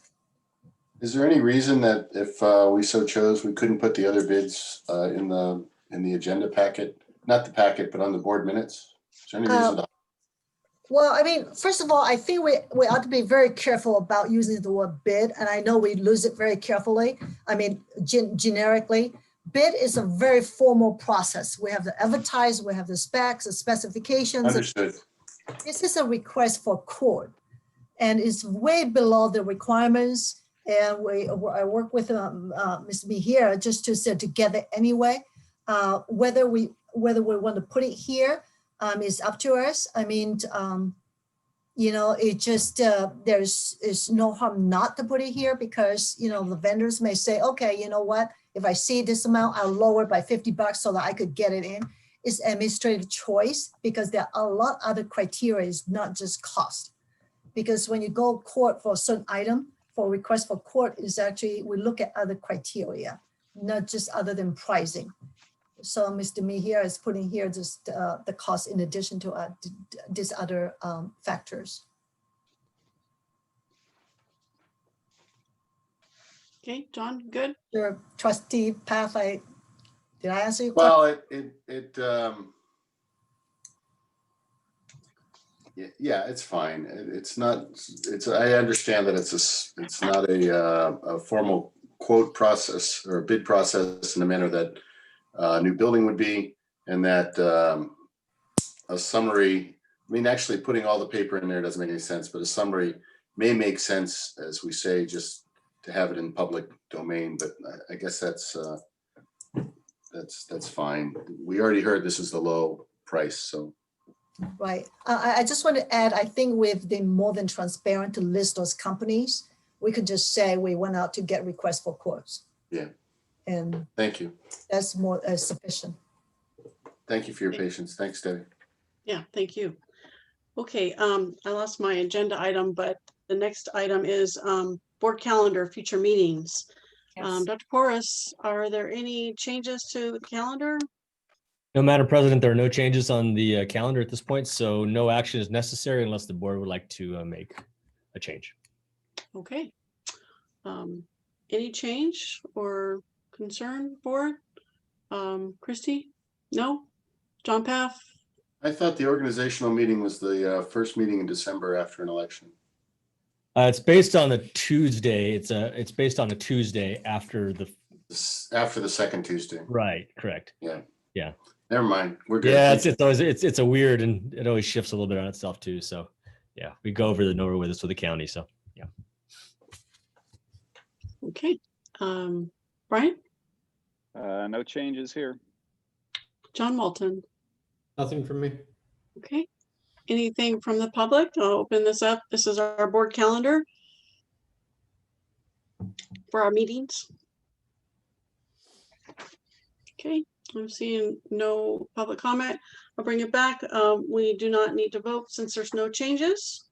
So we will move on to our next item. And that is the COVID update. And Shannon, this is the opportunity when you can speak. After a few minutes here, we're gonna do a presentation. So Dr. Porras, I'm gonna turn it over to you in a minute. I wanted to, before we get started on this, I wanna make it clear that I apologize for last meeting not making it clear enough that our discussion was around the January dates, right?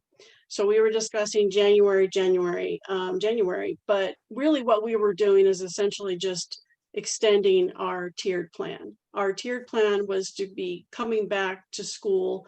Well, we do the distance learning and then coming back on the 19th. That was all before we had directions by the state and the county to do full distance learning. So we had to amend that. And then we also had to amend the October 19th date because we had approved it. So once a board approves something, it really needs to be officially changed, and that requires a vote. So really that is what we were doing. And we're not saying that it's January, we're coming back no matter what. We're not saying that at all. We're saying that our tier 2 is going to be extended, or excuse me, tier 1 would be just extended to January. And then the waiver is a separate, complete separate item. So I hope that helps a little bit to, and hopefully I didn't make it more confusing. But I just wanted to make sure that that was said. Dr. Porras, I will now turn it over to you. Feel free to correct anything that I said that was wrong.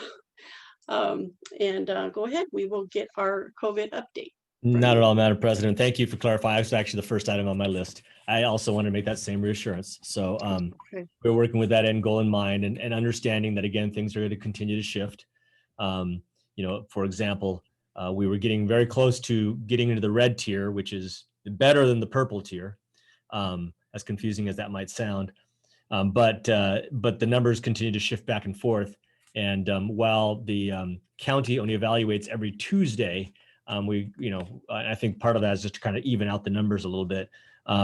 We're seeing some changes in numbers, and we know that coming into winter, there's going to be more fluctuations. So we aim for the January, but again, understanding that we're just going to be watching very carefully as we move along. A couple of updates, and I may actually ask Director Kelly to do a very, very, very brief presentation that's going to model something we've been working on to help out a little bit. So if you could stand by and be patient with me, and certainly happy to take questions at the end. I think the first and foremost We're monitoring again, county health, CDC, the California Department of Health, Public Health, for any guidance that they give. There have been some shifts along the way, most recently by the CDC in regards to what they establish as contact time. And so we're watching that very carefully and including that in the decisions that we made. But first and foremost, the most important step that we've taken as we work towards getting working on a waiver consideration, as well as the January consideration, were the surveys that we sent out, both to the parents and to the staff. We are trying to get as much information as we can about, number one, staff's concerns and interests in terms of returning, the ability to return, risk mitigation, so on and so forth. And we're asking parents what their interests are in regards to distance learning versus blended learning. And so we can have a pretty good idea of who expects to be in person if we indeed can open up for in person. At this point in time, we have already gotten back information from the surveys, but the participation rate still continues to be, I think, not at the level that we need it to be. And so we are giving a little more time for people to respond. We're making some direct contacts with people to try to get folks to participate in the survey. So for all of you listening, and for those who can spread the word, if you haven't had a chance yet to turn in your survey, please do so. It's very important that we get that set in place, and so we can take a look at the information. What we're looking at right now certainly is helpful, but it's an incomplete picture. I think part of that, especially in regards to for reopening, it's important for us to understand kind of what our staffing levels will be because of the guidelines that are presented before us. For example, we are working right now in consideration for the waiver. We know that we have to operate within cohorts in this waiver if we were to open up the TK through 6, probably TK through 5 for our district. We know that we're constrained by the number of students that we can have. There really isn't an exact number that we can have. In other words, it's not an absolute 12 or an absolute 14. It's actually based on the size of the room that we are using. The greater the square footage, the more students we can put into play, as long as we can maintain those social distancing and the proper procedures. It certainly gets a little bit more cumbersome when you try to operate a class in a very large room. That notwithstanding, needing to know which staff are available so we know how we can operate those cohorts. The other problem with the cohorts is that, I don't know if it's a problem, but the restriction is the information we have is that a teacher is considered part of a cohort. So for example, if there was an AM cohort and a PM cohort for one classroom, the teacher who was teaching the AM cohort could not turn around and then teach the PM cohort. They would be restricted from that because they're not allowed to mix and match. That creates some pretty significant challenges for us in regards to how we operate either AM, PM, or every other day. And so it could mean having to expend more funds to try to hire additional staff. It could mean that we need to try to bring in some other way of performing. So that's part of the reason that we need to know information of who is returning. The other piece that comes into play with the waiver is that we need to make sure that when we establish our cohorts, each of the cohorts, we need to be able to establish a protocol for if a cohort someone in the cohort is found to have COVID, we need to shut that cohort down. There needs to be a strategy in place for how we're addressing that cohort and how it impacts the rest of the group. If you look on the website, way back in July, we had posted the operational plans and the operational reopening plan. For those folks who are concerned about not having a plan in place for disinfecting, for cleaning, for mitigation of populations, all of that is there in that plan. So I think it's just gotten forgotten because it's been there for a while. So I'd encourage folks who are concerned about what the plan looks like, go back to that operational plan. Most of that is still completely in place in terms of how we're going to clean and disinfect. Some of that will change, obviously, depending on the cohort models that we have, and turnaround time may cause some restrictions. But I encourage everyone to please go back to that plan because it's still in place and it's still something that we're working from. Part of that operational plan, which has been delayed up until now, has been putting together a site map that indicates by site, what do traffic patterns look like? What does the entrance protocol look like? Where are students coming in? Which doors are they using? Which hallways are they using? so on and so forth. It helps when we know what model we're using to make that more definitive. However, over the last couple of weeks, our facilities team under leadership of Director Kelly has really done a lot of work in getting those plans put together. Our site principals are working with that team right now as well. And so what I'd like to do is just for a couple minutes, hand this over to Director Kelly and Assistant Principal Tavani, just to quickly demonstrate what one of these plans look like. It's for the middle school, so that parents and staff can be assured that we are looking at the physical plant and how we can deal with population and mitigation plans. So Director Kelly, I don't know if you're unmuted or not, but if you could go ahead and do that for us, and we'll just take a couple minutes. And I'm unmuting him now, so. All right, I'm here. Very great, thank you.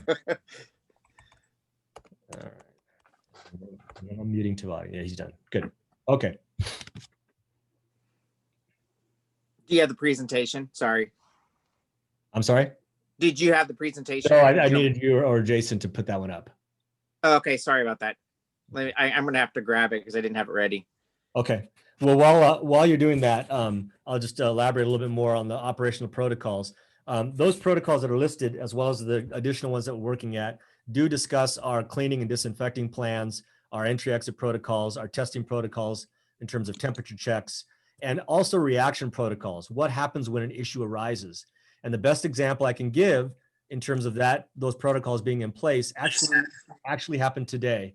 When we got word today, as we announced in a letter to the community, it turns out there was a positive COVID case at Robert Down. It happened during a photo when the photos were taken. Turns out that after we found out about that, we put our protocols into place, made contact with the county immediately. Nurse Powley did that along with the principal, got word back. They responded immediately from the county. They asked the right questions, we had the right information, and we were able to react and respond accordingly. That was possible because the protocols were already put into place. Everyone knew what they needed to do, and it got taken care of.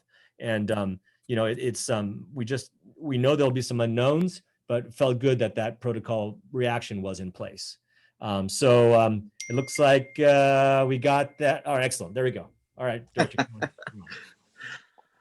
All right, so before I begin, I need to really give credit where credit's due. So Vice Principal Jason Tavani did an incredible job of really putting this together. He obviously knows his school inside and out, and I was really just there as support and as he was kind of shooting things, I had some questions. So that really this is his and Jason, or his and Sean Roach's plan, which has been great. So obviously here's an overview of the site, and you can see in the yellow arrows that Jason's already laid out the direction of students, how they'll be entering the building, and in which direction and which hallways they'll be entering. Sorry, I'm having a hard time changing this.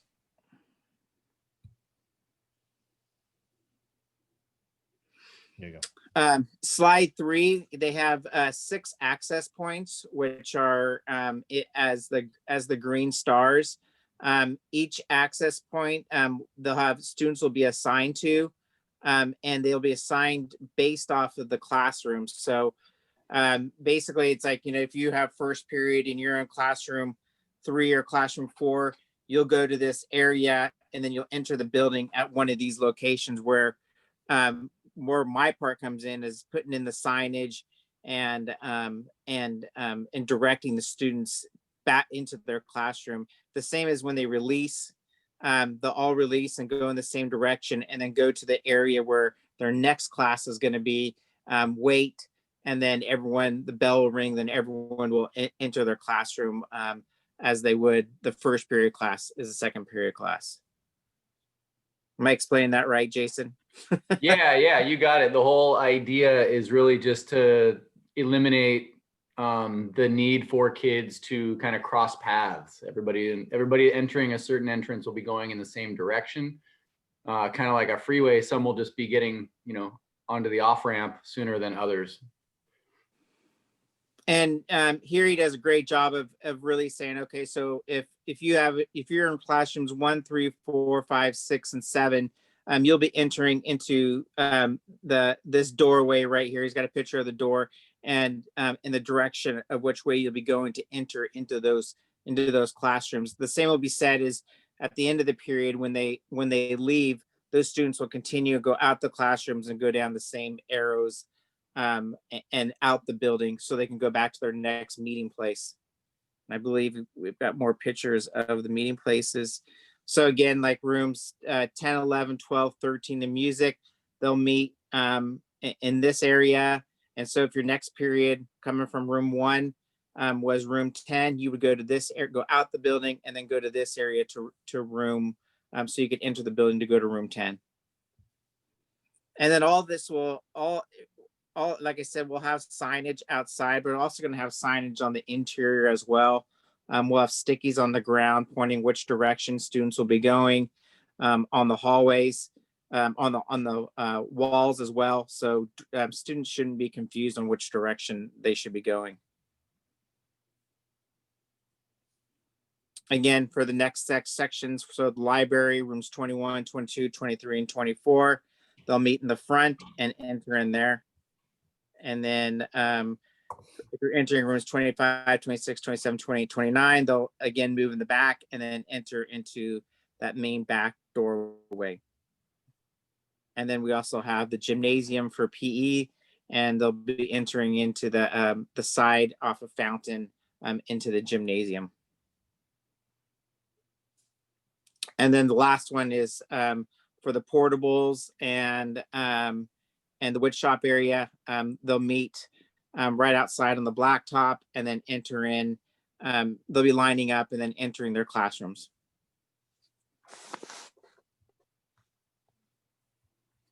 And that's it. That's a little bit of a snapshot in regards to just what we'll be doing with all of the sites.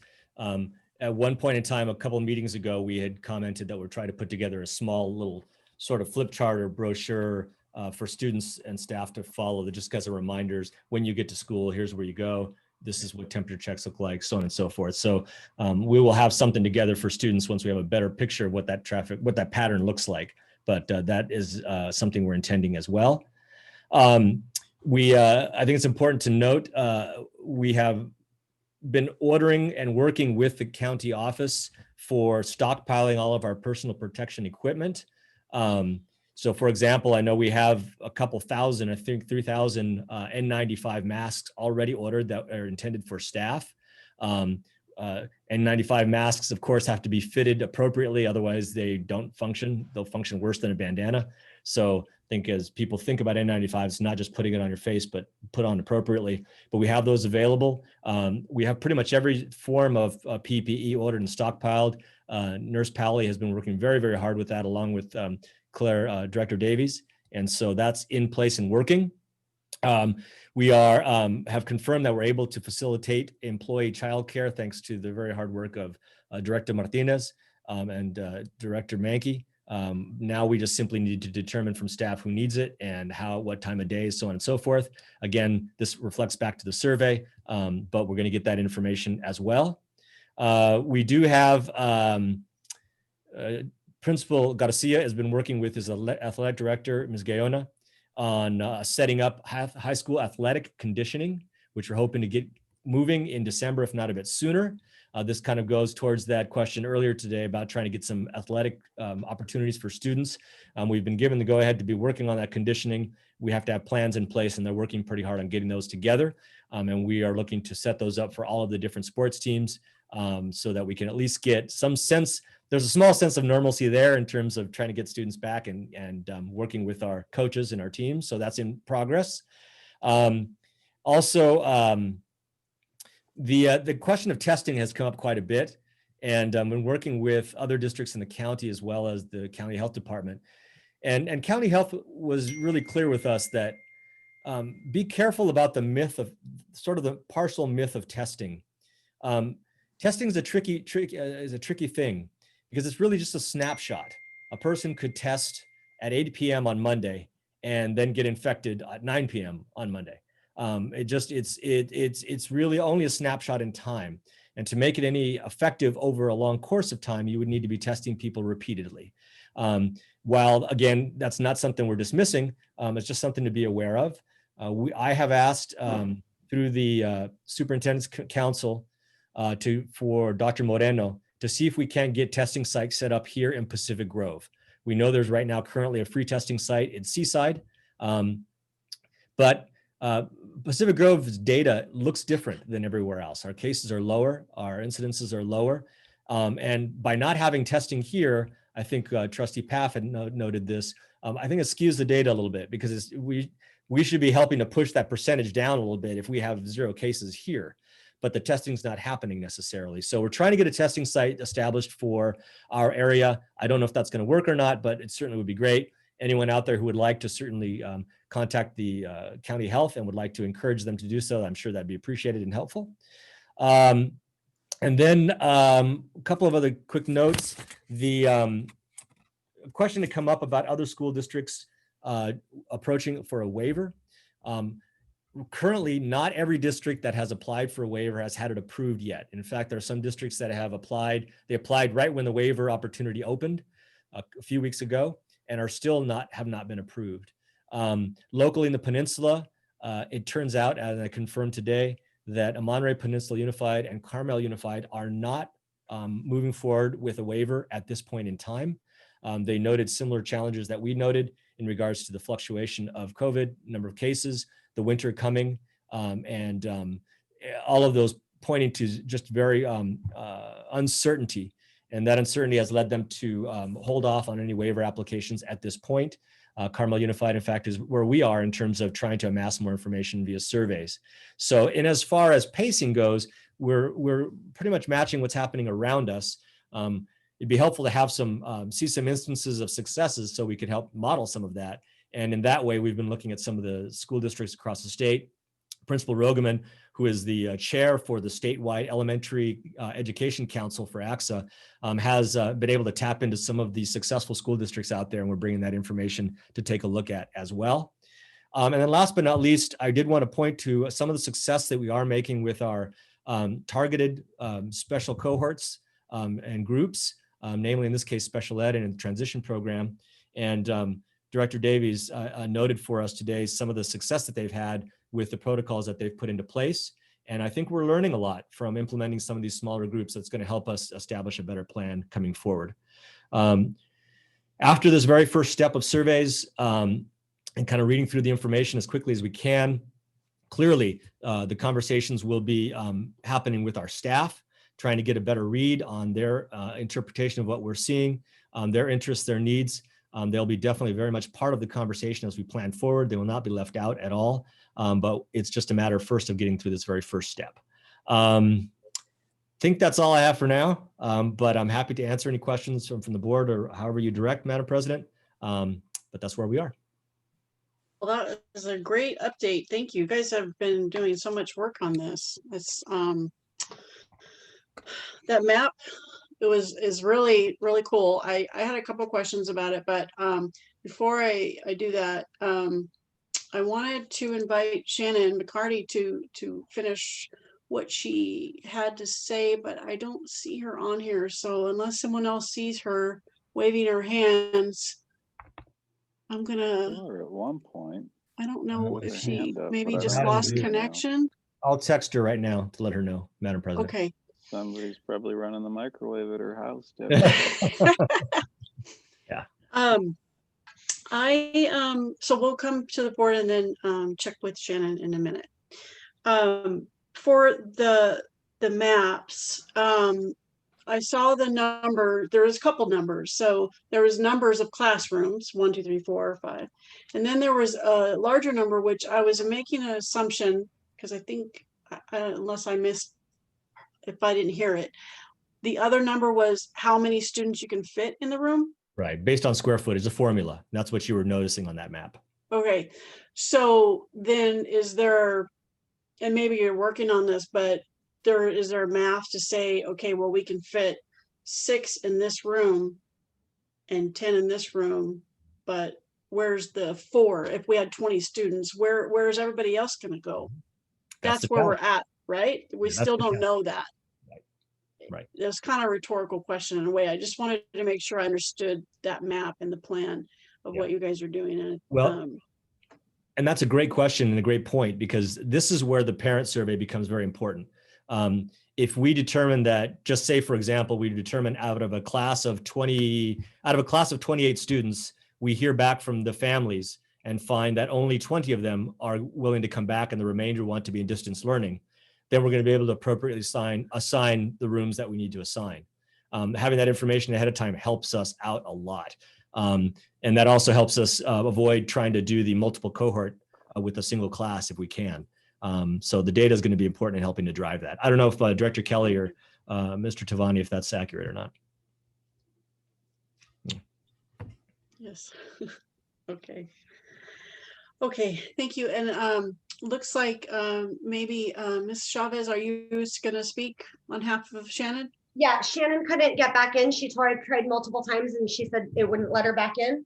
But as the PGTA treasurer, I can speak on what was decided or discussed, excuse me, by the majority of our unit members that showed up, was that there are just a lot of questions because everybody wants to come back, but Dr. Porras touched on some of them, as far as we have yet to see the entrance and egress plans at the elementary schools, and hear about how to preserve the cohort's integrity, and what those would look like. Because if we're going basic on our current models and we're looking at grade level cohorts, as soon as they go home, the cohorts are then therefore compromised. So you're not maintaining the integrity of cohorts. And that we just wanted a little bit more detail, because like the reopening plan says see attached schedule, and there's no schedule attached, things like that, that were just still a lot of questions as far as if we're looking at some kind of hybrid model. Sorry, my kid's in the shower and doesn't know I'm been unmuted. So you can hear him singing Hamilton songs. Is, you know, questions like who's responsible for the B cohort if I'm teaching the A kids on school site and things like that. And we discussed as a unit that it's hard to commit to these surveys coming out when we don't know what we're committing to, what it looks like. As far as coming back, are we ready to come back in what capacity? What does it under what protocols, under what safety, under what guidelines, and things of that nature. So that was kind of just the discussion, as we just still have a lot of questions that seem to be unanswered before people are really willing to commit to go all in, knowing those kinds of protocols. You're speaking about the survey. I mean, you're speaking about coming back too, but right. I'm talking about it was expressed in our meeting that people were unclear even how to fill out the survey, because it's, do you plan on coming back? And they say, but coming back to what? Coming back to a morning cohort, coming back to an afternoon cohort, coming back to Tuesday, Wednesday, teaching from home, Thursday, Friday. What am I signing to come up to back for at this point? And what does that look like for me and for my family? It was also brought up that if we're looking at a TK6 or TK5 waiver, and protocols need to be in place for physical distancing, what are the ramifications for children who won't or developmentally are unable to adhere to such guidelines? Do we send a 5-year-old home because he forgets to stay in a circle, or he takes his mask off because he's been chewing on it and throws it at you? I mean, just things like that. What does that look like in the big picture? Those are the things that were discussed as a whole in our, and I do want to note, because we represent an entire collective unit, there are a handful of teachers that say, I don't care what it looks like. Distance learning is not what I signed up for. Put me back in, I'll switch grade levels if I have to, like, just get me back in front of physical people. So there are a handful of those out there as well that we represent. And as a unit, we discussed in this executive board that regardless of where people stand, whether they're ready to come back now or later after a vaccine, it's our job as the executive board to keep all of our members safe. Thank you. Those are a lot of very good questions. Dr. Porras, you may not have the answers, of course, right now, but do you have any immediate reactions to anything? No, totally understand. And in fact, we already have a meeting set up with Shannon for tomorrow afternoon to help talk a little bit more about this and help answer more specific questions from the unit. And I think the only other piece that I want to add, which I think is important to note, and I know people get this, but it's important to just say it as well. The surveys are for all staff too. So it's certificated as well as classified. And, I think we're trying to get an overall picture as well. And so that information comes into play, but I get it. And Ms. Chavez's questions are really well taken. I understand that. It's a little bit of a catch-22. So we're trying to dance and get to a middle ground. So. Okay. Thank you, Ms. Chavez, for sharing that, and Dr. Porras for following up. I want to just make a comment about the hands that are up. Keep your hands up, but we are not at public comment just yet. I just wanted you to know I'm not ignoring your hands. So we're still in board discussion. So with that, let's see. The daycare you said is available for when we need it for the employees that have to come back. Yeah, we had to go through a licensing process, and that was a little bit arduous to say the least. But we finally got that approved. Director Martinez or Director Mankey could probably speak a little bit more specifically, but overall, we're now prepared to do that. We have a very short survey. I know people are surveyed out, but a very short survey for our staff to determine exactly who needs daycare based on general understanding who needs it and how can we accommodate that. And once we get that information, we'll be able to have better staff it. So. Yeah. Okay, great. Well, that's great progress though, right? Because we Oh, didn't yeah, have that absolutely. before. So that Yeah. took a lot of work. Thank you for that. Okay, I'll go ahead and bring it to the rest of the board if you have any questions. Christy? Yeah, Dr. Porras, one of the questions I know that came up previously, and I don't know that you'd have the answer for it right now, was if somebody said in January they wanted distance learning. I mean, hopefully there's a vaccine and there are other things that might change the circumstances. But do you have any ideas right now, especially in lieu of the fact that you're numbering the kids in a classroom for safety? Can somebody say, I want distance learning, and then in March say, oh, we're ready to come back now. My mother's moved away and I feel like it's safe. The right now, as it stands right now, part of the governor's order allows families to choose distance learning if they believe that there is a medical condition or other condition that makes it unsafe for them to be on campus. So we do have to provide a distance learning option. Part of that is a family could choose to return to school at the time that they feel it is safe. So we have to take that into account. And yes, a parent could change their mind. There's really no way that we can just simply say we're locking you out after this choice. So that adds a little bit of chili to the sauce, in terms of just how we're going to work with that. I just wanted to bring that up again because I know that's come up. So thank you for clarifying. So I just want to extend that question a little bit. So we have to offer the distance learning and they can come back, but if we can't accommodate that extra body, can we say you need to still do distance learning until we can make room for you? There's an allowance for getting it put together. In other words, there's a little bit of time for us to say, we need to find a solution for you. It has to be pretty speedy. It can't be months, but we still do need to make the accommodation work. So if it means more staffing or changing a schedule or re-rostering some students, then we might have to do that. Okay. John Path, questions? I don't have questions. I appreciate the inputs from PGTA. There's a lot there, many of which I think we have covered, some of which a little lesserly so. And certainly as we went through the middle school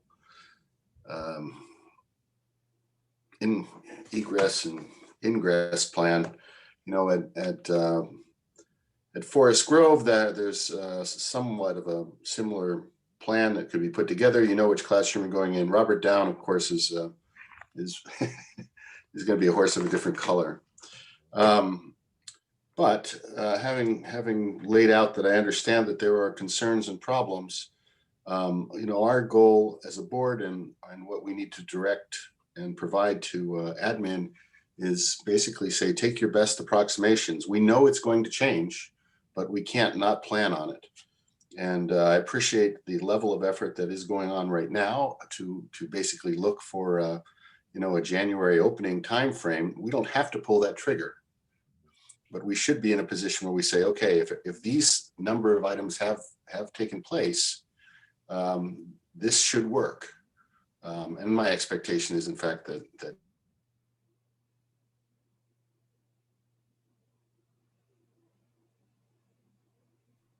I think we do that. What's the question, Debbie? Oh, no, I thought you were frozen. Oh. Your Well, it's video was possible. frozen. Possible. That's your best bet, is I'm frozen at this point. With a dramatic pause. Yes, dramatic pause. Yeah. So again, I appreciate the input, and I also appreciate that we are working hard to, really say, okay, assuming this happens, and we will have to make those assumptions, we have a plan to move it forward. So, thank you all. Thank you, Brian.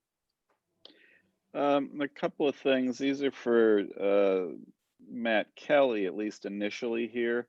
I know there was you'd said you're stockpiling some of the supplies that have been coming in. Are there some that are still proving difficult to get that you're looking for? Have you run into any issues like that yet?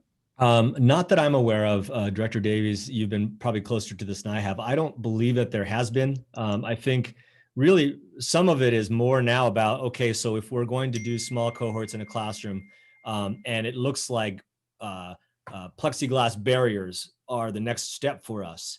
Really, the question now is, where can we find plexiglass barriers at a low cost in great numbers? And we've been investigating that, but it's more about, well, what haven't we thought about that we need to order, and less so about what we can't get. Okay, and I know that like the HVAC was an issue in particular at the middle school. Does that continue to be a struggle? Do you any idea? And if you don't know, I'm just asking because it's in my brain right now. So yeah, actually, we talked a little bit about that. I think as we've been talking about spending the next round of Measure D.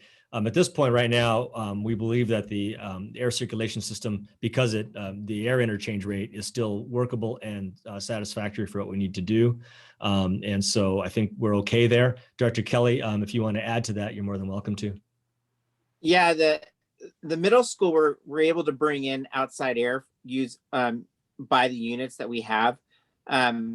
Where we run into some problems is that the elementaries and basically all the other sites where we're not bringing in outside air through our units, which means we'll have to bring it in through windows and possibly setting up a small fan system where we can push some air in and push some air out, just to create that cross ventilation, because that's the CDC and other reports are saying that how important that cross ventilation is, and that's kind of been one of the newer additions to the recommendations. Wear face masks, wash your hands, and now this cross ventilation. So my team and I are working on some solutions on low cost solutions on how to do that for those classrooms that can't bring fresh air in with their HVAC unit. Okay, great, good. I know that it's like we could, question after question could pop into my head, and I'm not going to ask them all, but I'm glad that I did ask a couple of these, because I think it also demonstrates that you're sharing information. There's a whole lot of issues beyond what you're sharing that you guys are addressing and continuing to try to find solutions for that. So that gives me some comfort and hope in that regard too. I have two more things, if you'll indulge me here too. One is, as we're looking at the risk of getting into the minutia of it all, but like at the middle school and all the rooms and the entrances, at all the different facilities have like the common areas for staff been addressed in a similar way? I mean, are they even usable? Yeah, but all of the areas are usable. It's the same kind of idea. All of the social distancing metrics are still the same. So only so many adults could be in the same room at the same time. And so we would set up those protocols for usage as well. I think what gets tricky there, and maybe I'm going off the ranch here just a little bit, but the tricky part is that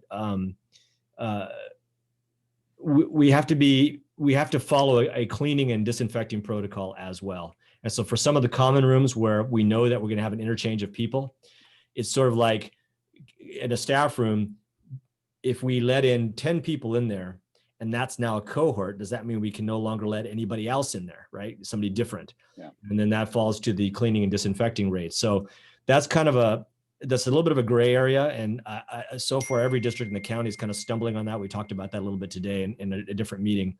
So we're going to be pursuing that a little bit more. But I think for the moment, some of the common rooms, we're not considering a cohort area.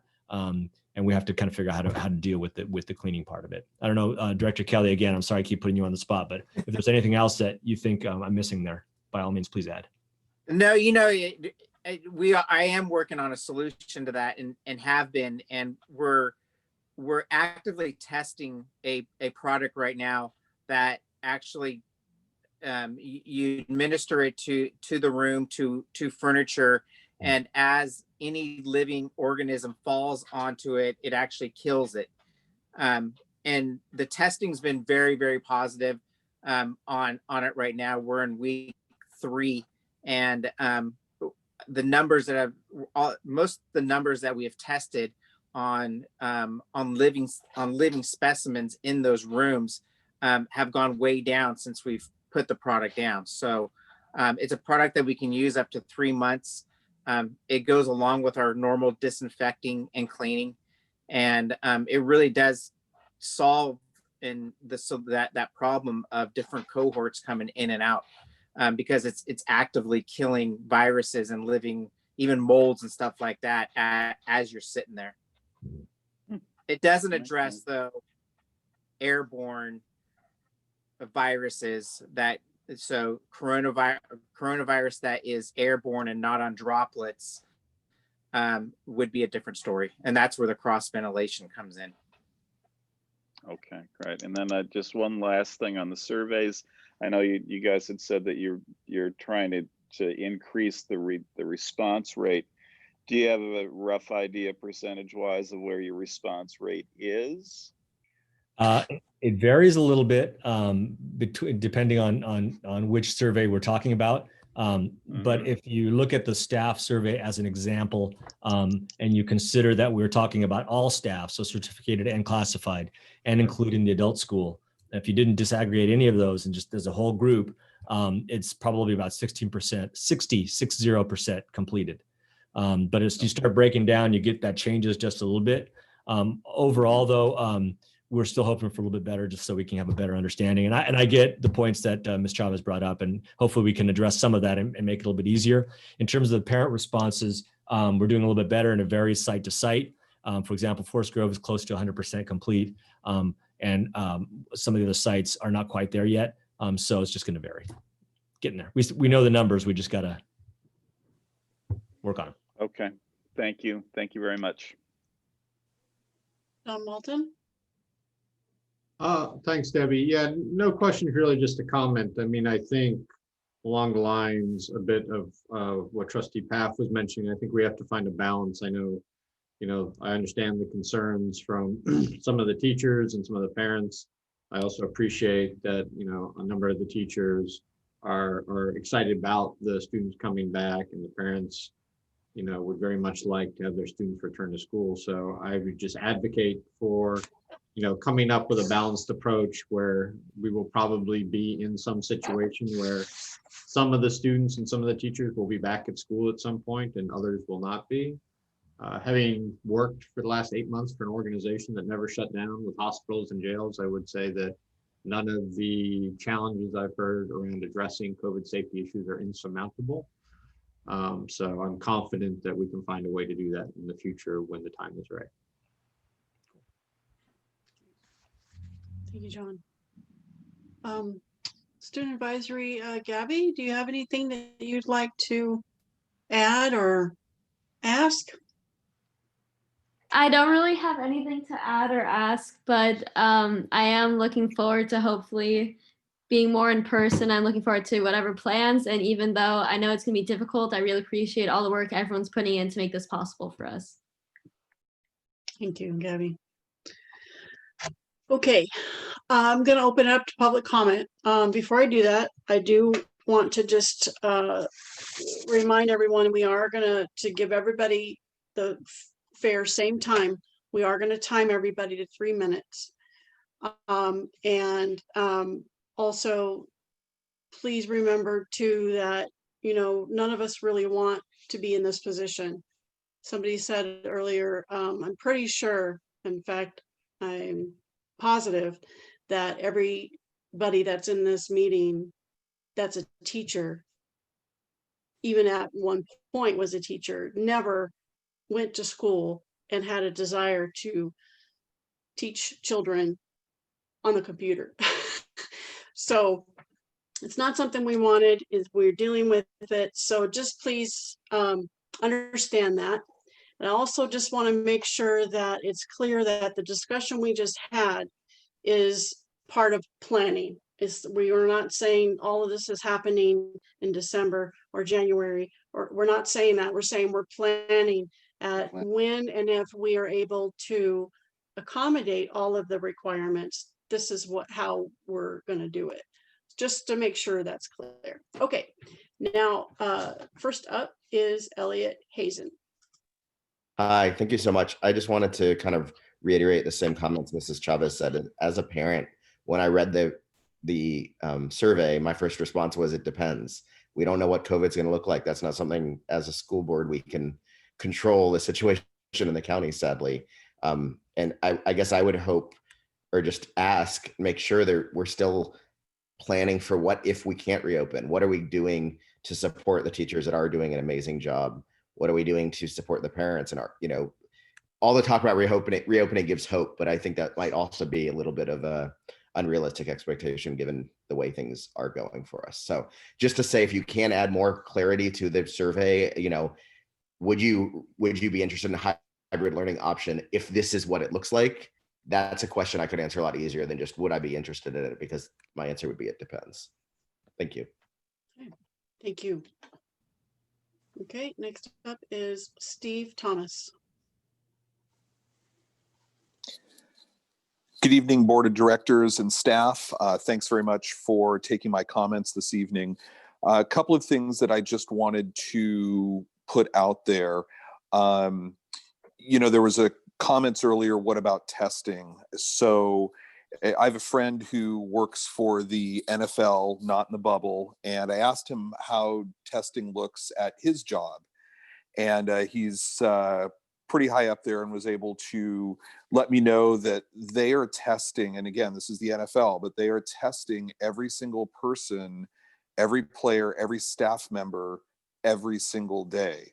So with an unlimited budget, there are still players and coaches that are testing positive. And so I think that any testing protocol or discussion of that has to, as Dr. Porras mentioned, take into account that it's not just one test and you're done, but a test that is being given every single day across the board. And it becomes very, very difficult when you have students entering into cohorts in a classroom that are then going outside, going home. And even if they're staying at home, that cohort's been broken. But we know that lots of students are out and about and they're doing things outside being kids. And so that then puts the entire cohort system into danger. I did have a question for the facilities director, Mr. Kelly. I did want to find out if the HVAC units and the HEPA filters that he had talked about ordering and that were on back order, if those were coming in. And then the final thing that I wanted to mention in all of this was the was contact tracing. The letter today coming out from Robert Down was certainly very sad, and my heart goes out to those families and anybody that has been around them. But does the school ultimately then become responsible if a student tests positive, or a teacher or staff member? And then is the district then responsible for the contact tracing, or does that fall under another jurisdiction? How does that work? And with any plan, just in closing, any plan, I would hope that regardless if it's hybrid or full or whatever it is, that there is a huge point of emphasis placed to all the families that if kids are going to go back to school, there is going to need to be a adherence to the rules surrounding masks and social distancing, as well as travel during this. I mean, it's just, there's so many different things that could go wrong. And today we've had our first 2 cases, which is so very unfortunate. So I hope that the board is thinking about that as well. Thank you very much for your time. Thank you. Director Kelly, is that an easy question for you right now, or do you want to get back to them? Let me unmute you regarding the filters. Yeah, so the filters did come in, and we put them all into place, and we even have backups that we can replace. They are not HEPA. I think we discussed a few months ago that we wanted to go with a MERV 13 type filter, and we weren't able to do that because our units could only handle a 1-inch thick filter, and at MERV 13 it'd basically be burning up our fans because that material is so thick, and we wouldn't be able to pull enough air through that filter. So we had to go back down to basically a MERV 6 filter, and I think the droplet size, if a coronavirus is on a droplet, I think it would only filter out, like, I want to say like 60% from what I recall of droplets that would be going through there. Again, which is why it's so important to have that cross ventilation. And from what I've been reading too, the airborne, so the coronavirus that's airborne, not even a HEPA filter, I don't think is filtering that small of a particle. I could be wrong with that though. I've read kind of conflicting articles on that, and I don't know if I have it exactly verified yet, if that's the case. Thank you. Okay. Next up is Barbara Priest.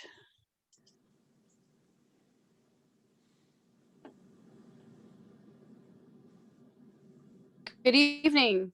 Can you hear me? Yes. Wonderful. Well, thank you, Board, for taking our questions, and everyone for your effort to get us back where we need to be. I'm Barbara Priest. Obviously, I teach music at the middle school, and my string colleagues say sometimes they would need a hazmat suit just to teach band or orchestra, as a joke. So we know that in an aerobic or an aerosol-driven activity such as sports and music, we're going to need extra PPE. And my concern is that we've talked about masks. We haven't talked about bags for the instruments and belt covers and things like that specific to music, which is a core class during the day, not an extracurricular activity. So I want to make sure that we're covering all those PPE needs for specific classes. Also, I'm very sorry to hear about the positive cases. I'm actually really upset to hear that. I checked my email, and as a teacher at Pacific Grove Middle School, I don't think that I received notice of that, which is concerning. I do appreciate that the board and Dr. Porras talked about the protocol that they followed, but I didn't hear.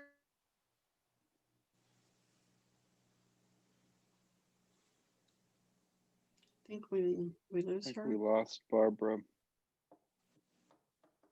If you're speaking, we can't hear you. Online. I don't see her online at the moment either. I think she got. Okay. We'll move on and allow her back in if she returns. Okay. Next up is Julie, and we are asking to identify your name. You're not required, but we appreciate it if you would. Okay, go ahead, Julie. Hi, thank you. Before school started in the fall, all the schools presented their hybrid plans to the board. And the middle school plan was not approved by the board. So my question is, what date will that new hybrid middle school plan be presented so we can see it? The middle school plan was approved. There was confusion around that. It was approved. There was just a slight modification that we asked for. So, and correct me if I'm wrong, Dr. Porras, but the current one on the website is the one that was approved. Yes. And again, we're going to have to revisit that anyway at this point in time, just with the changes in the cohorts. But yes, currently the one that's there is the most current. Right. Can you tell us what the modification was? Trying to remember. So you had the students going to school and not seeing their teacher, but sitting in a classroom with headphones and monitors in front of them with a not their teacher sitting in the classroom with them, but they would see their individual teachers on the monitor. So that is what I came away from that board meeting. That was not approved. Well, I'm going to ask you to email me directly and I will get you that answer in detail, because we did approve the plan, and I'm sorry, I don't remember the detail because it's been a long time ago and now, and we've talked about several different things, but I will definitely get you the answer. If you could please email me directly. Is it possible to have Mr. Roach speak to that now? Oh, sure. That would kind of be nice, because obviously other parents would want to know as well if that's yeah, sure, go ahead. Out there. Absolutely. So the initial plan that we presented was a non-transitional plan, which would be an extension of the kind of a distance learning with the tech support and the supervision here on campus. We've also created one where there would be 3 transitions during the day in which there would be direct content delivery. And it kind of mirrors what we're doing right now, except we would do 50% would be a couple of days a week, and then we would flip and do the other 50% a couple of other days. And so we're still trying to kind of manage what we know currently right now and make sure that we're going down the right path. But yeah, so that's really kind of how we look right now. Thank you, Mr. Roach. And I just want to be clear, it's not that I didn't want to answer the question. It's I don't know how relevant it is right now, because we're going to need to revisit all of that anyway before we go back. So I think the point that was so important, and I know Mr. Roach dealt with that, was that the real teacher of the real class was going to be in front of those kids. Right. And that was a sticking point several months ago. And as we move forward, I think that's a critical piece, that even though there will be modifications like the 50 seeing odd or even classes certain days, it is important that those teachers that the students have that are credentialed in that area are there for those kids. And I know that they had made that adjustment. Mm-hmm. Okay. Thank you, Christy. Thank you, Sean. Okay, next up is Carolyn Swanson. Good evening, everyone. Thank you for taking my comments. I just wanted to make sure that we were going to hear from Director Davies about the targeted supports and services plan. I did step away for a second, but I don't think we heard it yet. And I wanted to hear about that. And then I have an MOU question, a memorandum of understanding question. I remember reading the MOUs between the teachers and between our classified staff in July when they were first signed. And I know there's a lot of details in there about returning to work, what that would look like, and the protocols. And I think those MOUs were for the entire school year. But I was curious now, since we're revisiting all of this, as a member of the public, should we expect to see more negotiations and another MOU come out, or is that MOU kind of still in effect and going to just be applied for if they go back to school? I also was curious how the board and staff feel about the spring pictures that are typically taken. I know my child typically takes school photos in the fall and in the spring. And I was curious if that's perhaps a future agenda item or something that we want to talk about, relooking at some things that we have been trying to create this year, almost with the false mindset that we're still okay doing certain things. Perhaps we want to revisit that and change it. And then this is going to sound really controversial, but I almost feel like if we're going to ask teachers to go back, I'm shaking saying this, it's kind of controversial. If we're going to ask teachers to go back, I feel like in solidarity, we should also open up the district office to the public coming in and the school board meetings, meeting in person again, or some variation of that. Thank you. Okay, thank you. I will ask Director Davies after we're done with public comment to speak a little bit about that. The MOU, yes, those will always be re-looked at and renegotiated if things change. And that the ones that we have approved, at least the PGTA, is good until June. We'll address the spring pictures as a note for later. Next up is Kurt Conrad. Oh, hi there. Thanks for letting me ask a question. My question stems from the survey. And I'm just wondering, say we vote on that survey or we submit that, we want to keep our student distance learning the remainder of the year. Is there a chance that our student could be assigned a new teacher? Just curious how that would work, because it seems like, say you have a classroom of 28, say 14 are in-person learning, 14 are distance learning. How's that teacher going to essentially teach two classes? So that's my question. Thank you. Right. Dr. Porras, do you want to, I know we've talked about that and that is the case, but do you want to add anything to that? Yeah, absolutely. Again, I think there would be a re-rostering more than likely at different grade levels. It is very likely that students would be reassigned to a different teacher, because if we have some teachers that medically are compromised and cannot return back to the site and remain a distance learning teacher, but the families are looking to come back onto campus, there's going to be a reshuffling. So it's fairly likely that a student would be re-rostered to a different teacher. It's not guaranteed, but it's a possibility. And that could very well change in the middle of a year again, if situation changed. So not something we want, not something that we're looking to want to do, but it's a reality. Thank you. Okay, Mrs. Chavez. And it's labeled Mrs. Chavez, but this is Craig Chavez, actually her husband. So. Okay. I was not wait. related to the other Mrs. Chavez. So okay. Just to make sure that that's all clear. So mine are more statements rather than questions. And so first, I would like to thank all of the teachers, specifically at the high school, that are working with my daughter. I think what they've done is an absolutely tremendous feat in a short amount of time. So I do want to stop and say thank you. I think it's important that we remember that we're all in the same boat together. Second thing, we are having some difficulty as parents responding to the survey. One is, I think the primary concern as a parent for me and for my wife is the safety of our children.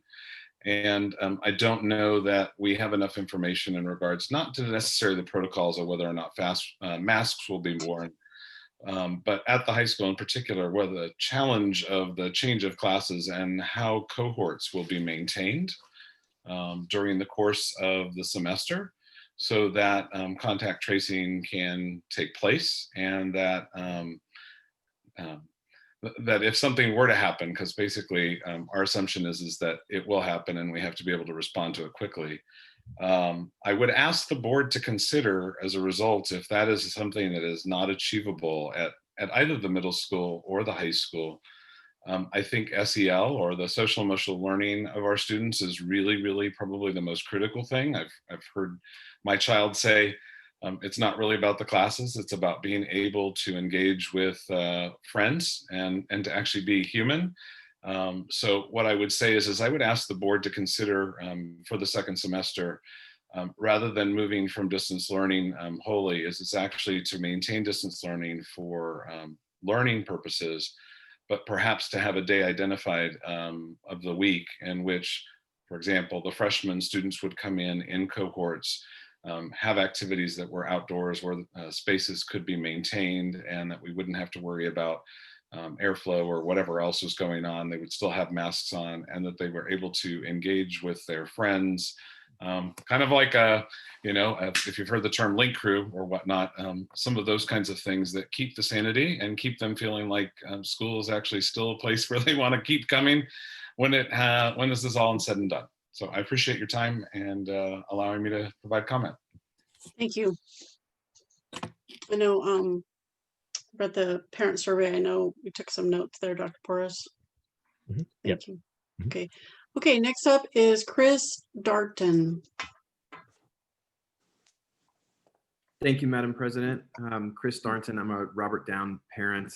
Like Elliot Hazen, I wanted to back up Ms. Chavez's points and just add one more voice that many parents and not just teachers are worried about health risks associated with any reopening scenario. I really appreciate all of the planning and contingency preparations that are underway. Again, I know you all are working extremely hard on this.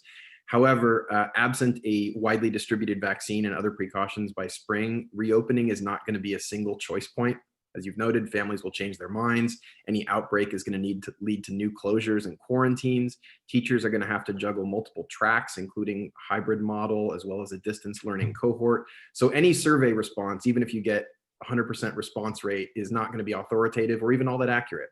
And so I'm really concerned that any reopening at mid-year is going to be disruptive and chaotic at best for families, for students, and for teachers, and seriously risk magnifying for all of us, for the community at worst.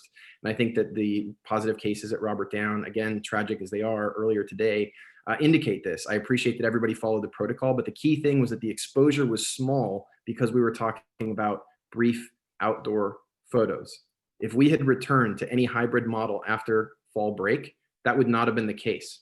Multiple classes would have been exposed. There would have been shutdowns and quarantines. Bottom line with this, again, it's a comment, not a question, but thank you for the opportunity to chime in. I hope that the board and the district leadership will not allow the planning conversation and the ultimate decision-making on this issue to be swayed by what are sometimes the loudest voices in the room. Thank you very much. Thank you. Well, I have Barbara Priest again. I don't know if your hand is still up or you have something else. I think we lost her. Yeah, we lost her mid-comment. Oh, that's right. Am I There you go. We can hear you now. back? Yes, you're back. Great. I'm sorry about that. I appreciate it.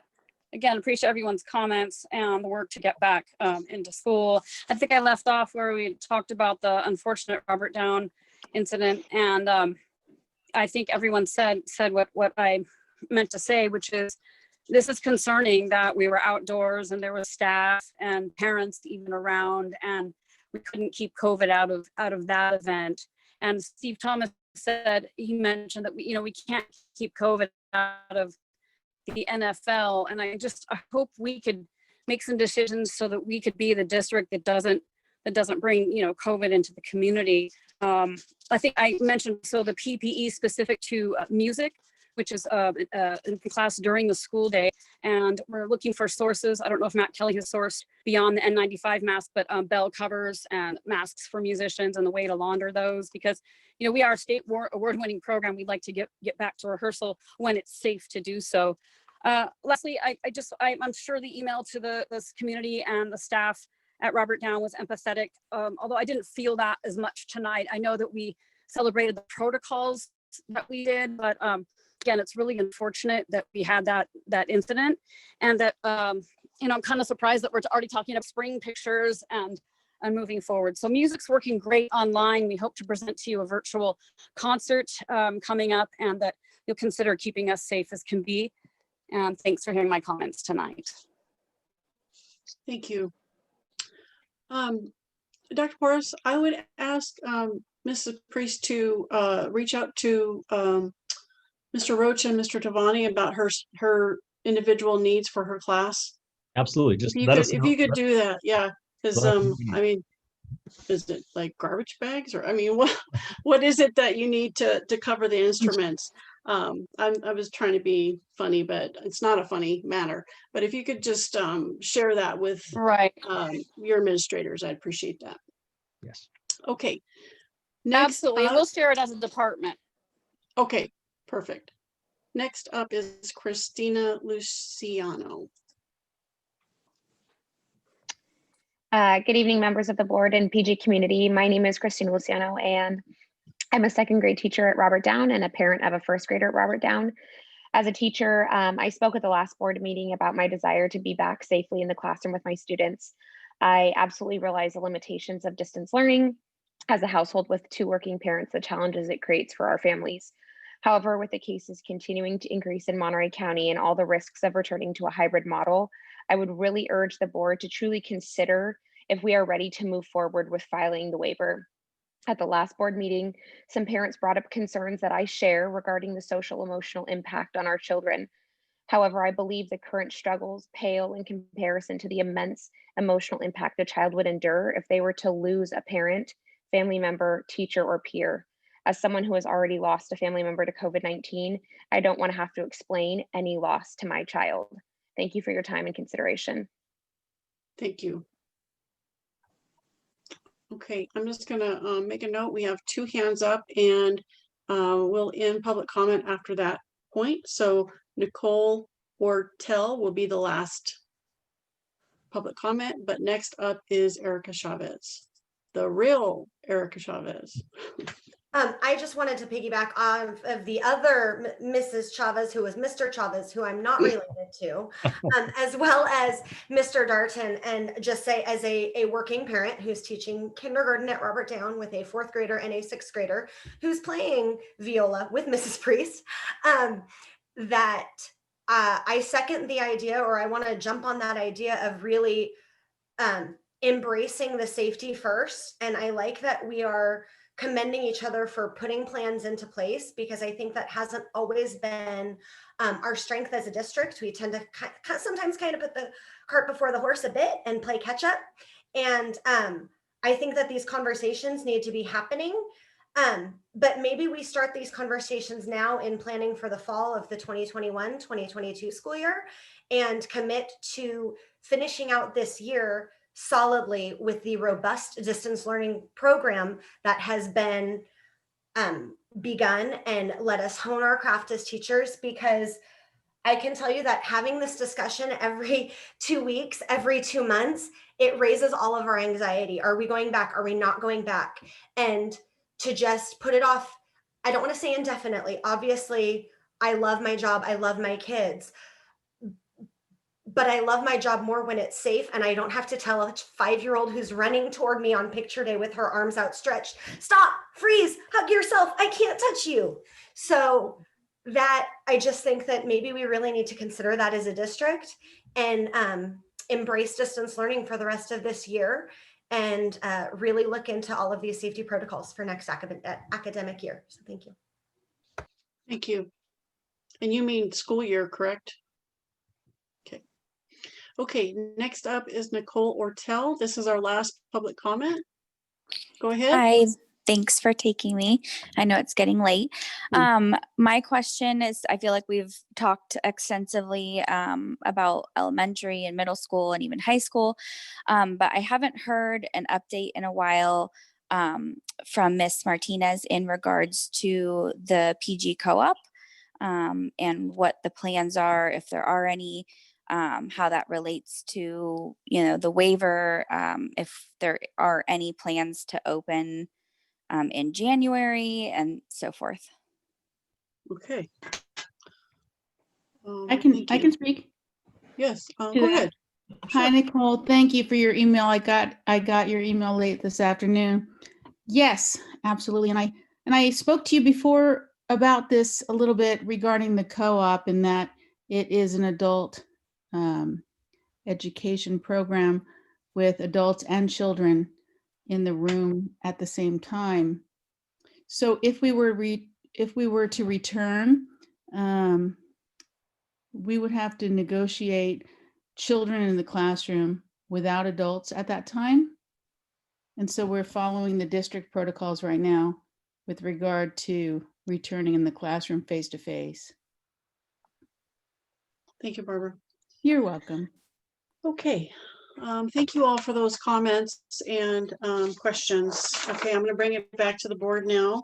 I don't have any additional questions. I think everybody's working so hard and we're getting making progress. And I also get well, I said I didn't have any comments, but I do. I also get what Mrs. Chavez said at the end there. It does add a little anxiety. I can tell just by how our meetings go that you know, it's the unknown of that always concerns people.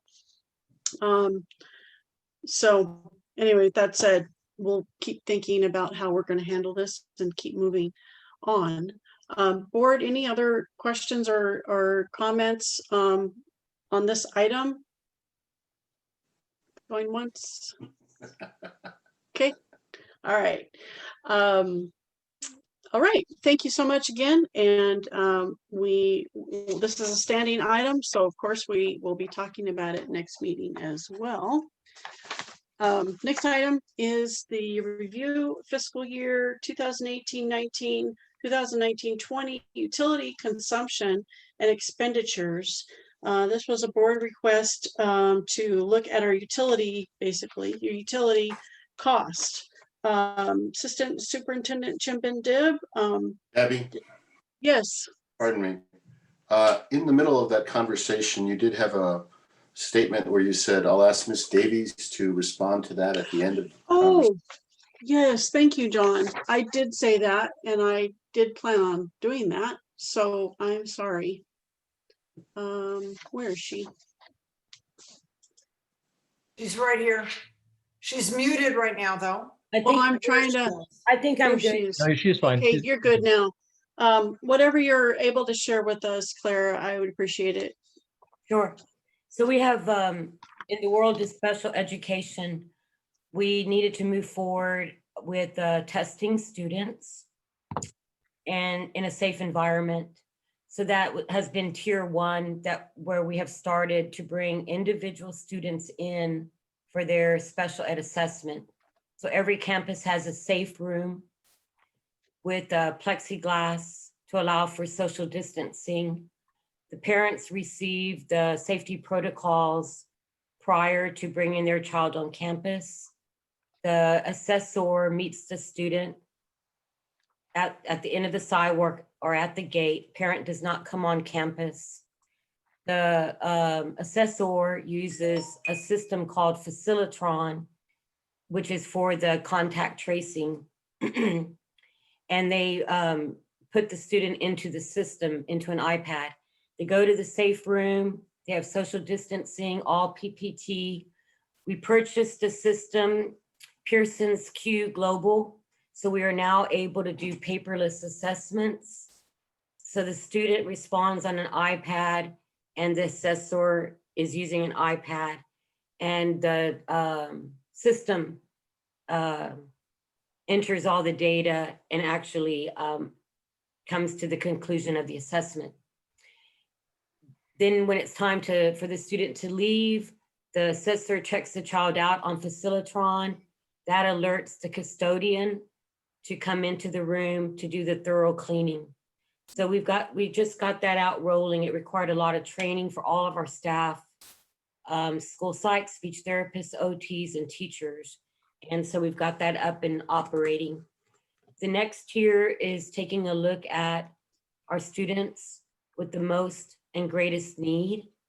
We've been hearing from some of our parents, not all, but that their students are really, really having a hard time being at home. It's harder for our more students with more complicated needs to understand why they're not getting to go to school, why they're not getting to see their friends. So we're working on our program for students with more involved disabilities. And we're working with the campus teams, the classroom teams. So what we're doing in our district is different than what the other districts are doing. I do meet with all the districts in our county every Thursday.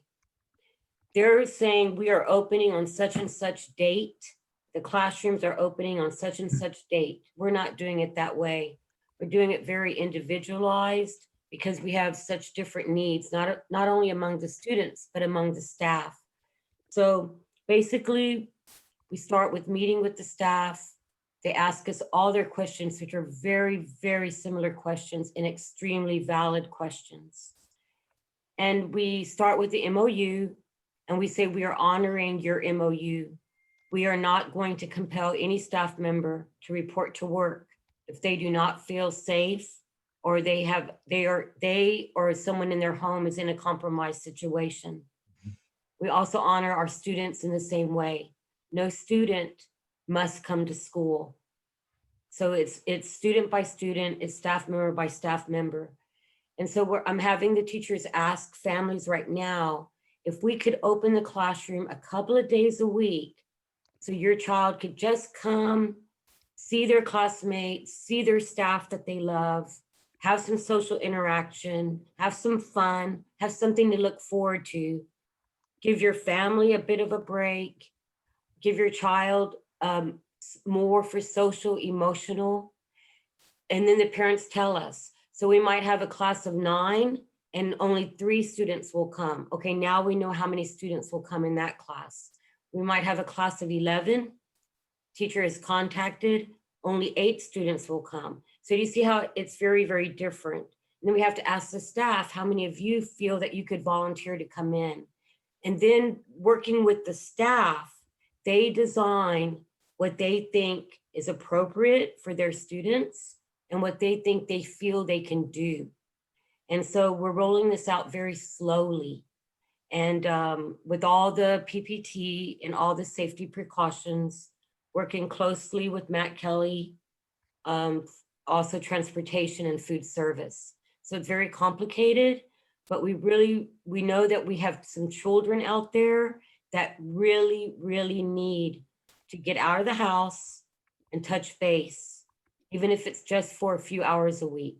So that's where we are right now. We're just basically in the planning phase, and it's classroom by classroom. Well, that's a lot of detail and a lot of work. Thank you for all of that. I think I'm sure that the ones that are deciding to come back, they're probably enjoying it, I'm sure. So, okay, thank you. Well, we'll look forward to additional update next time. Thanks again. All right. Sorry, I forgot to go back to that. Thank you. Okay, did I forget anything else? No, okay. All right, we're on our action item, our information discussion B, which is the utility consumption. Assistant Superintendent Chinbin Dib, did you have a presentation or you just want to kind of give an overview, or what was your plan for tonight?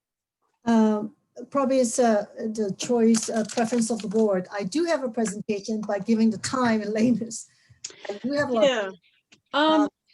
I'm actually board, if you don't mind, I'm going to ask John Walton if he would like to ask direct questions or how he would like this.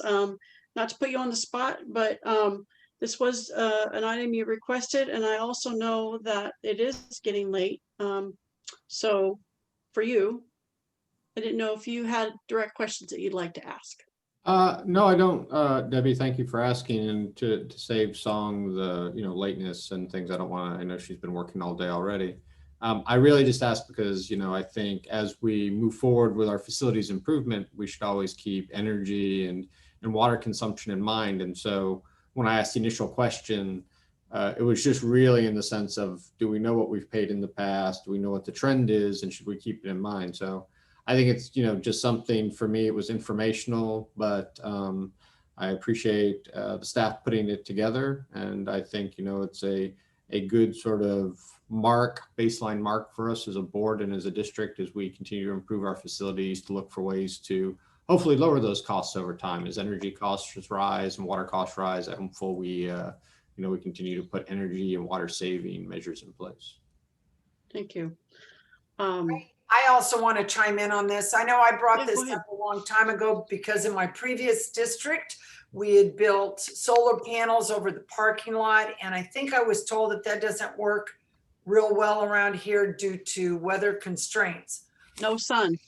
That being said, I just spent a lot of money here at my house, which is just minutes away from all the different sites. And I'm going to let you know as the future goes, the gentleman that installed and the company that installed lives very close to the high school and said his works great. And my neighbors are putting it in. So I concur that it is absolutely something to look at. It looks good that you can see there's a decrease here, but it's a whole lot of money being spent. And I would like this to be something to revisit to see if a larger expenditure will protect us for the future. I just think that it will, and I think there are people that are putting it in, and it's something to look at, even though it may not, maybe the climate change with more sun makes it more feasible, who knows? Some good news about some bad news, but it is something I'd like to look at. Okay.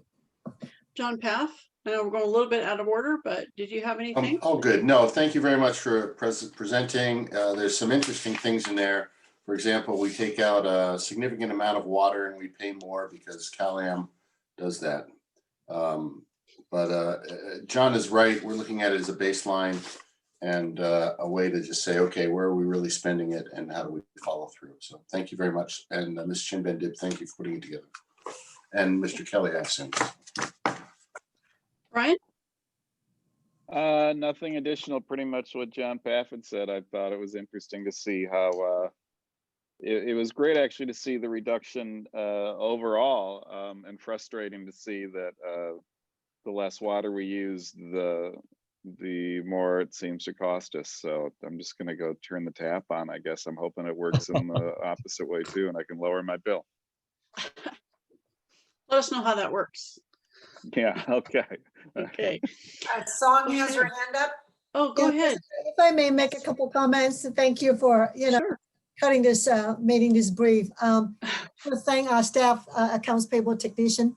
It's something that we've been doing for 2 years. And it's good that because we have it ready for the bond, because we use that for our budget, projection, because if we talk about, we do zero base, we like to look at consumption. I mean, more so, if we look into data, we dive very deep. We look at why is it this, when we, like, for example, Director Cali, we did all those LED lighting. Why is it, costing go down? Well, because the rates have gone up. Had we not done those, we, all this analysis going on. So really appreciative of staff with putting this together, because at a glance, you look at it, why is those questions, the rates, because we do work with the various companies in the Cal-Am, PG&E, we get those notices saying that, okay, next year is going to be, or next month, starting whatever, 7%. So we just not in the budget, we look at the consumption as well. And what kind of mitigation measures we have to not, so the total budget wouldn't go up for these kind of areas. So I think it was very helpful all in all. Great. Well, thank them also from the board for all of that. And it's good to know that we have this information. So thank you again. Is there any public comment about this item?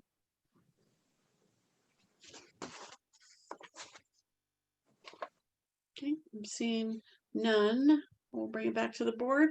Thank you again for that. And I'm guessing we might ask for that to come back again. Christy, if you had any specific requests on that. We're on Q, future agenda items. Let's see, I heard tonight about the sports, and I was going to ask for that to be on the future agenda, but sounds like, and we got an email also regarding this, that it is in the works for at least the high school to start at least doing some small groups for sports. Do you feel it's necessary to put on the agenda? We'll be having it, we're going to be bringing it to you already. You're certainly welcome to put it on there if you like, but we already have plans. I'd suggest, we're already talking about a schedule for the high school. Doesn't need to be a special item to me. Right. I think I was just kind of saying that in the same way, just more difficult. I guess I'm getting tired. Debbie Carolyn Swanson has raised her hand. Okay, it's not public comment time just yet. I had another note from one of the speakers regarding parent interaction and so forth. I know we have counselors that are available, but if this distance learning goes on too long, we probably should look at that. But I don't know that needs to be an actual item. Any other item, board? Debbie, this is John. When the time's appropriate, I'll let staff decide when to put it on the agenda, but I would like perhaps, I don't know if it'd be Principal Garcia or the students to do maybe just a brief informational presentation on the Diversify Our Narrative program. Diversified Our narrative. narrative?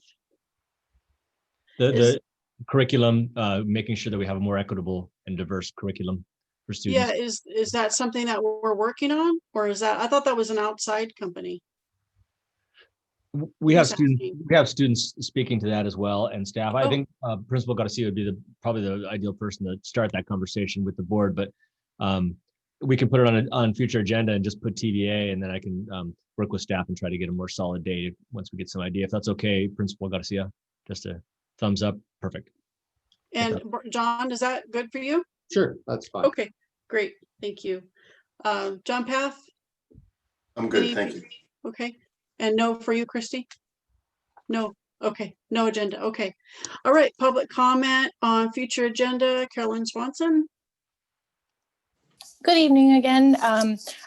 I wanted to make sure that my request for this special education plan agency to come and present to the board wasn't misconstrued. I heard Director Davies at the beginning of the meeting say that there was going to be a presentation for parents, but my agenda item was actually a request for the board to have that presentation done for them.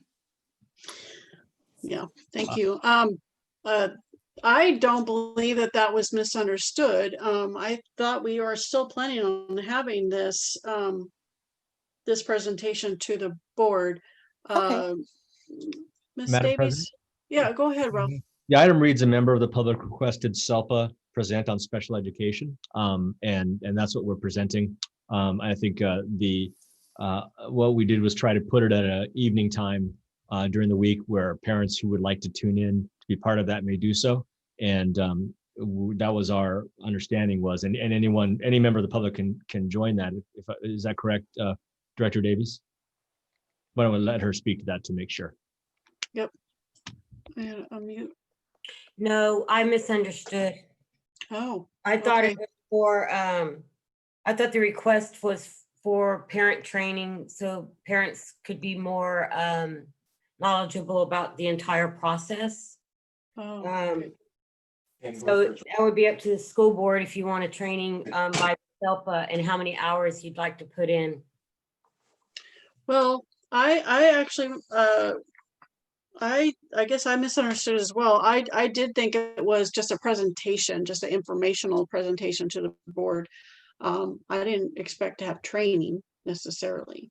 Wow. So is there maybe just like an informational presentation that they could maybe just join and just give a quick presentation, like 5 to 10 minutes about what it is and what they do? I think it would take a lot longer than that. I'm not sure. I also interpreted it as was presented. So I guess the question is, I think, again, Director Davies, if I just some clarity, any member of the public can tune into that evening event. Is that correct? Yes. Yeah. And I think that's at this point, SELPA will be doing that. It will be in the form of a training, but all board members can certainly tune into that if they want. As a training, it wouldn't be a violation of the Brown Act to be part of that. And so if the board would like a separate specific training by SELPA, we probably needed to have it as a special meeting, and it would be pretty much a repeat, I think, of what they will be presenting at this presentation. So I'll leave it up to the board in that regards. Okay, and that's Tuesday, right? Is Yeah. that Tuesday? Yes. It's in, It's a little ways away. somewhere said- here. I can't think remember. that The was, flyer's going out tomorrow. yeah, that's what I thought you said. Also, okay. Okay, well, I am okay with that, but John, Christy, how you feel about that? I think I agree with what Dr. Porras is mentioning. It would be nice for us to make sure we're included, please, and then we can participate. Thank you. John, Path? No comment, thank you. Okay. Brian? I agree with what Ms. Dawson had said. You know, if we can just get copied on that. And again, I don't know if that's something, I'm assuming this is a virtual thing, you know, like most of that stuff these days too, if there's a way for it to possibly be recorded. There are a few other things that I've been looking at that conflicted with my schedule and that I look at them later. So if that's possible, great. Otherwise, yeah, I'll do my best to join in. Okay, the recording I think is a good idea, especially we would be able to put that on our website, right? We could do that. Okay. John Walton, I just want to make sure if you had an opinion on that. I have no opinion on that. No, okay. I feel that all the information is going out to the entire school basically, and any parent that wanted to join can. And we will ask for it to be recorded, and so it can also be put on our website and would be available just like any board packet would be available. And I think that is acceptable. So okay. Thank you. We anything, I guess that's it, right? No other agenda items, no public comment. Madam President, if I may. Yes, please. There was also a request to put on the agenda consideration of spring student pictures. Oh, yes. So I found that very interesting. Is To that my an agenda recollection, my item, child has never once had a spring student picture. I've never heard of it. Yeah. I have to concur. I don't recall ever. Well, I wrote it down, but not as a future agenda item. I just thought it was something that we could get back to at the next board meeting, but or email to. That administration should be looking at these specifics. I don't want to get into the minutia too much. Yeah, I mean, the different sites, we have experts at each site determining what's safe and what's not safe.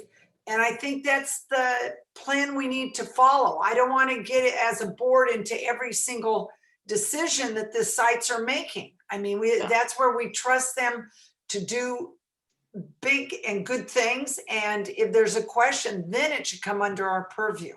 Right. I agree 100%. That's why I was like, I appreciate you bringing it up, Dr. Porras.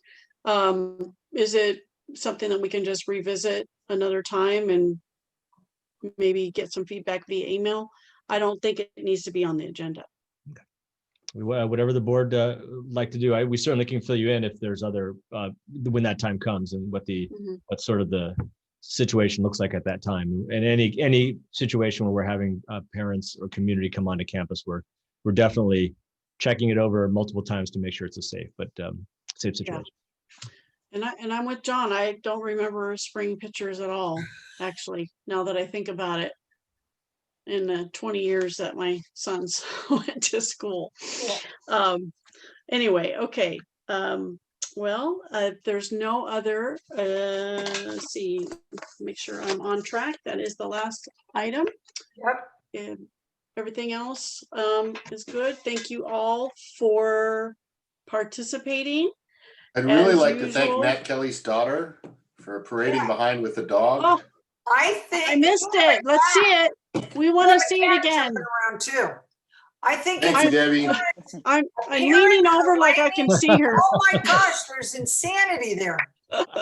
All right. Well, I want to say one thing, Debbie. You know, we have such a small group that's able to leave their family, leave their home, and come to the other board meetings. And we got up to almost 110 people. They're not all there now, but that when I think of the good parts of COVID, the amount of parent involvement skyrocketed now because we're able to do Zoom meetings.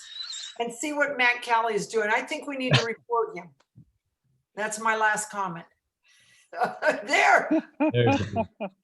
How cute. Oh, it's all okay. Let's He's on the spotlight. I don't know how that happened. Anyway, it's so great But- to have all Oh, that. I must have done it. I think I might have accidentally done that. I think I accidentally put him on spotlight. We've I'll lost, undo that. the board has lost control.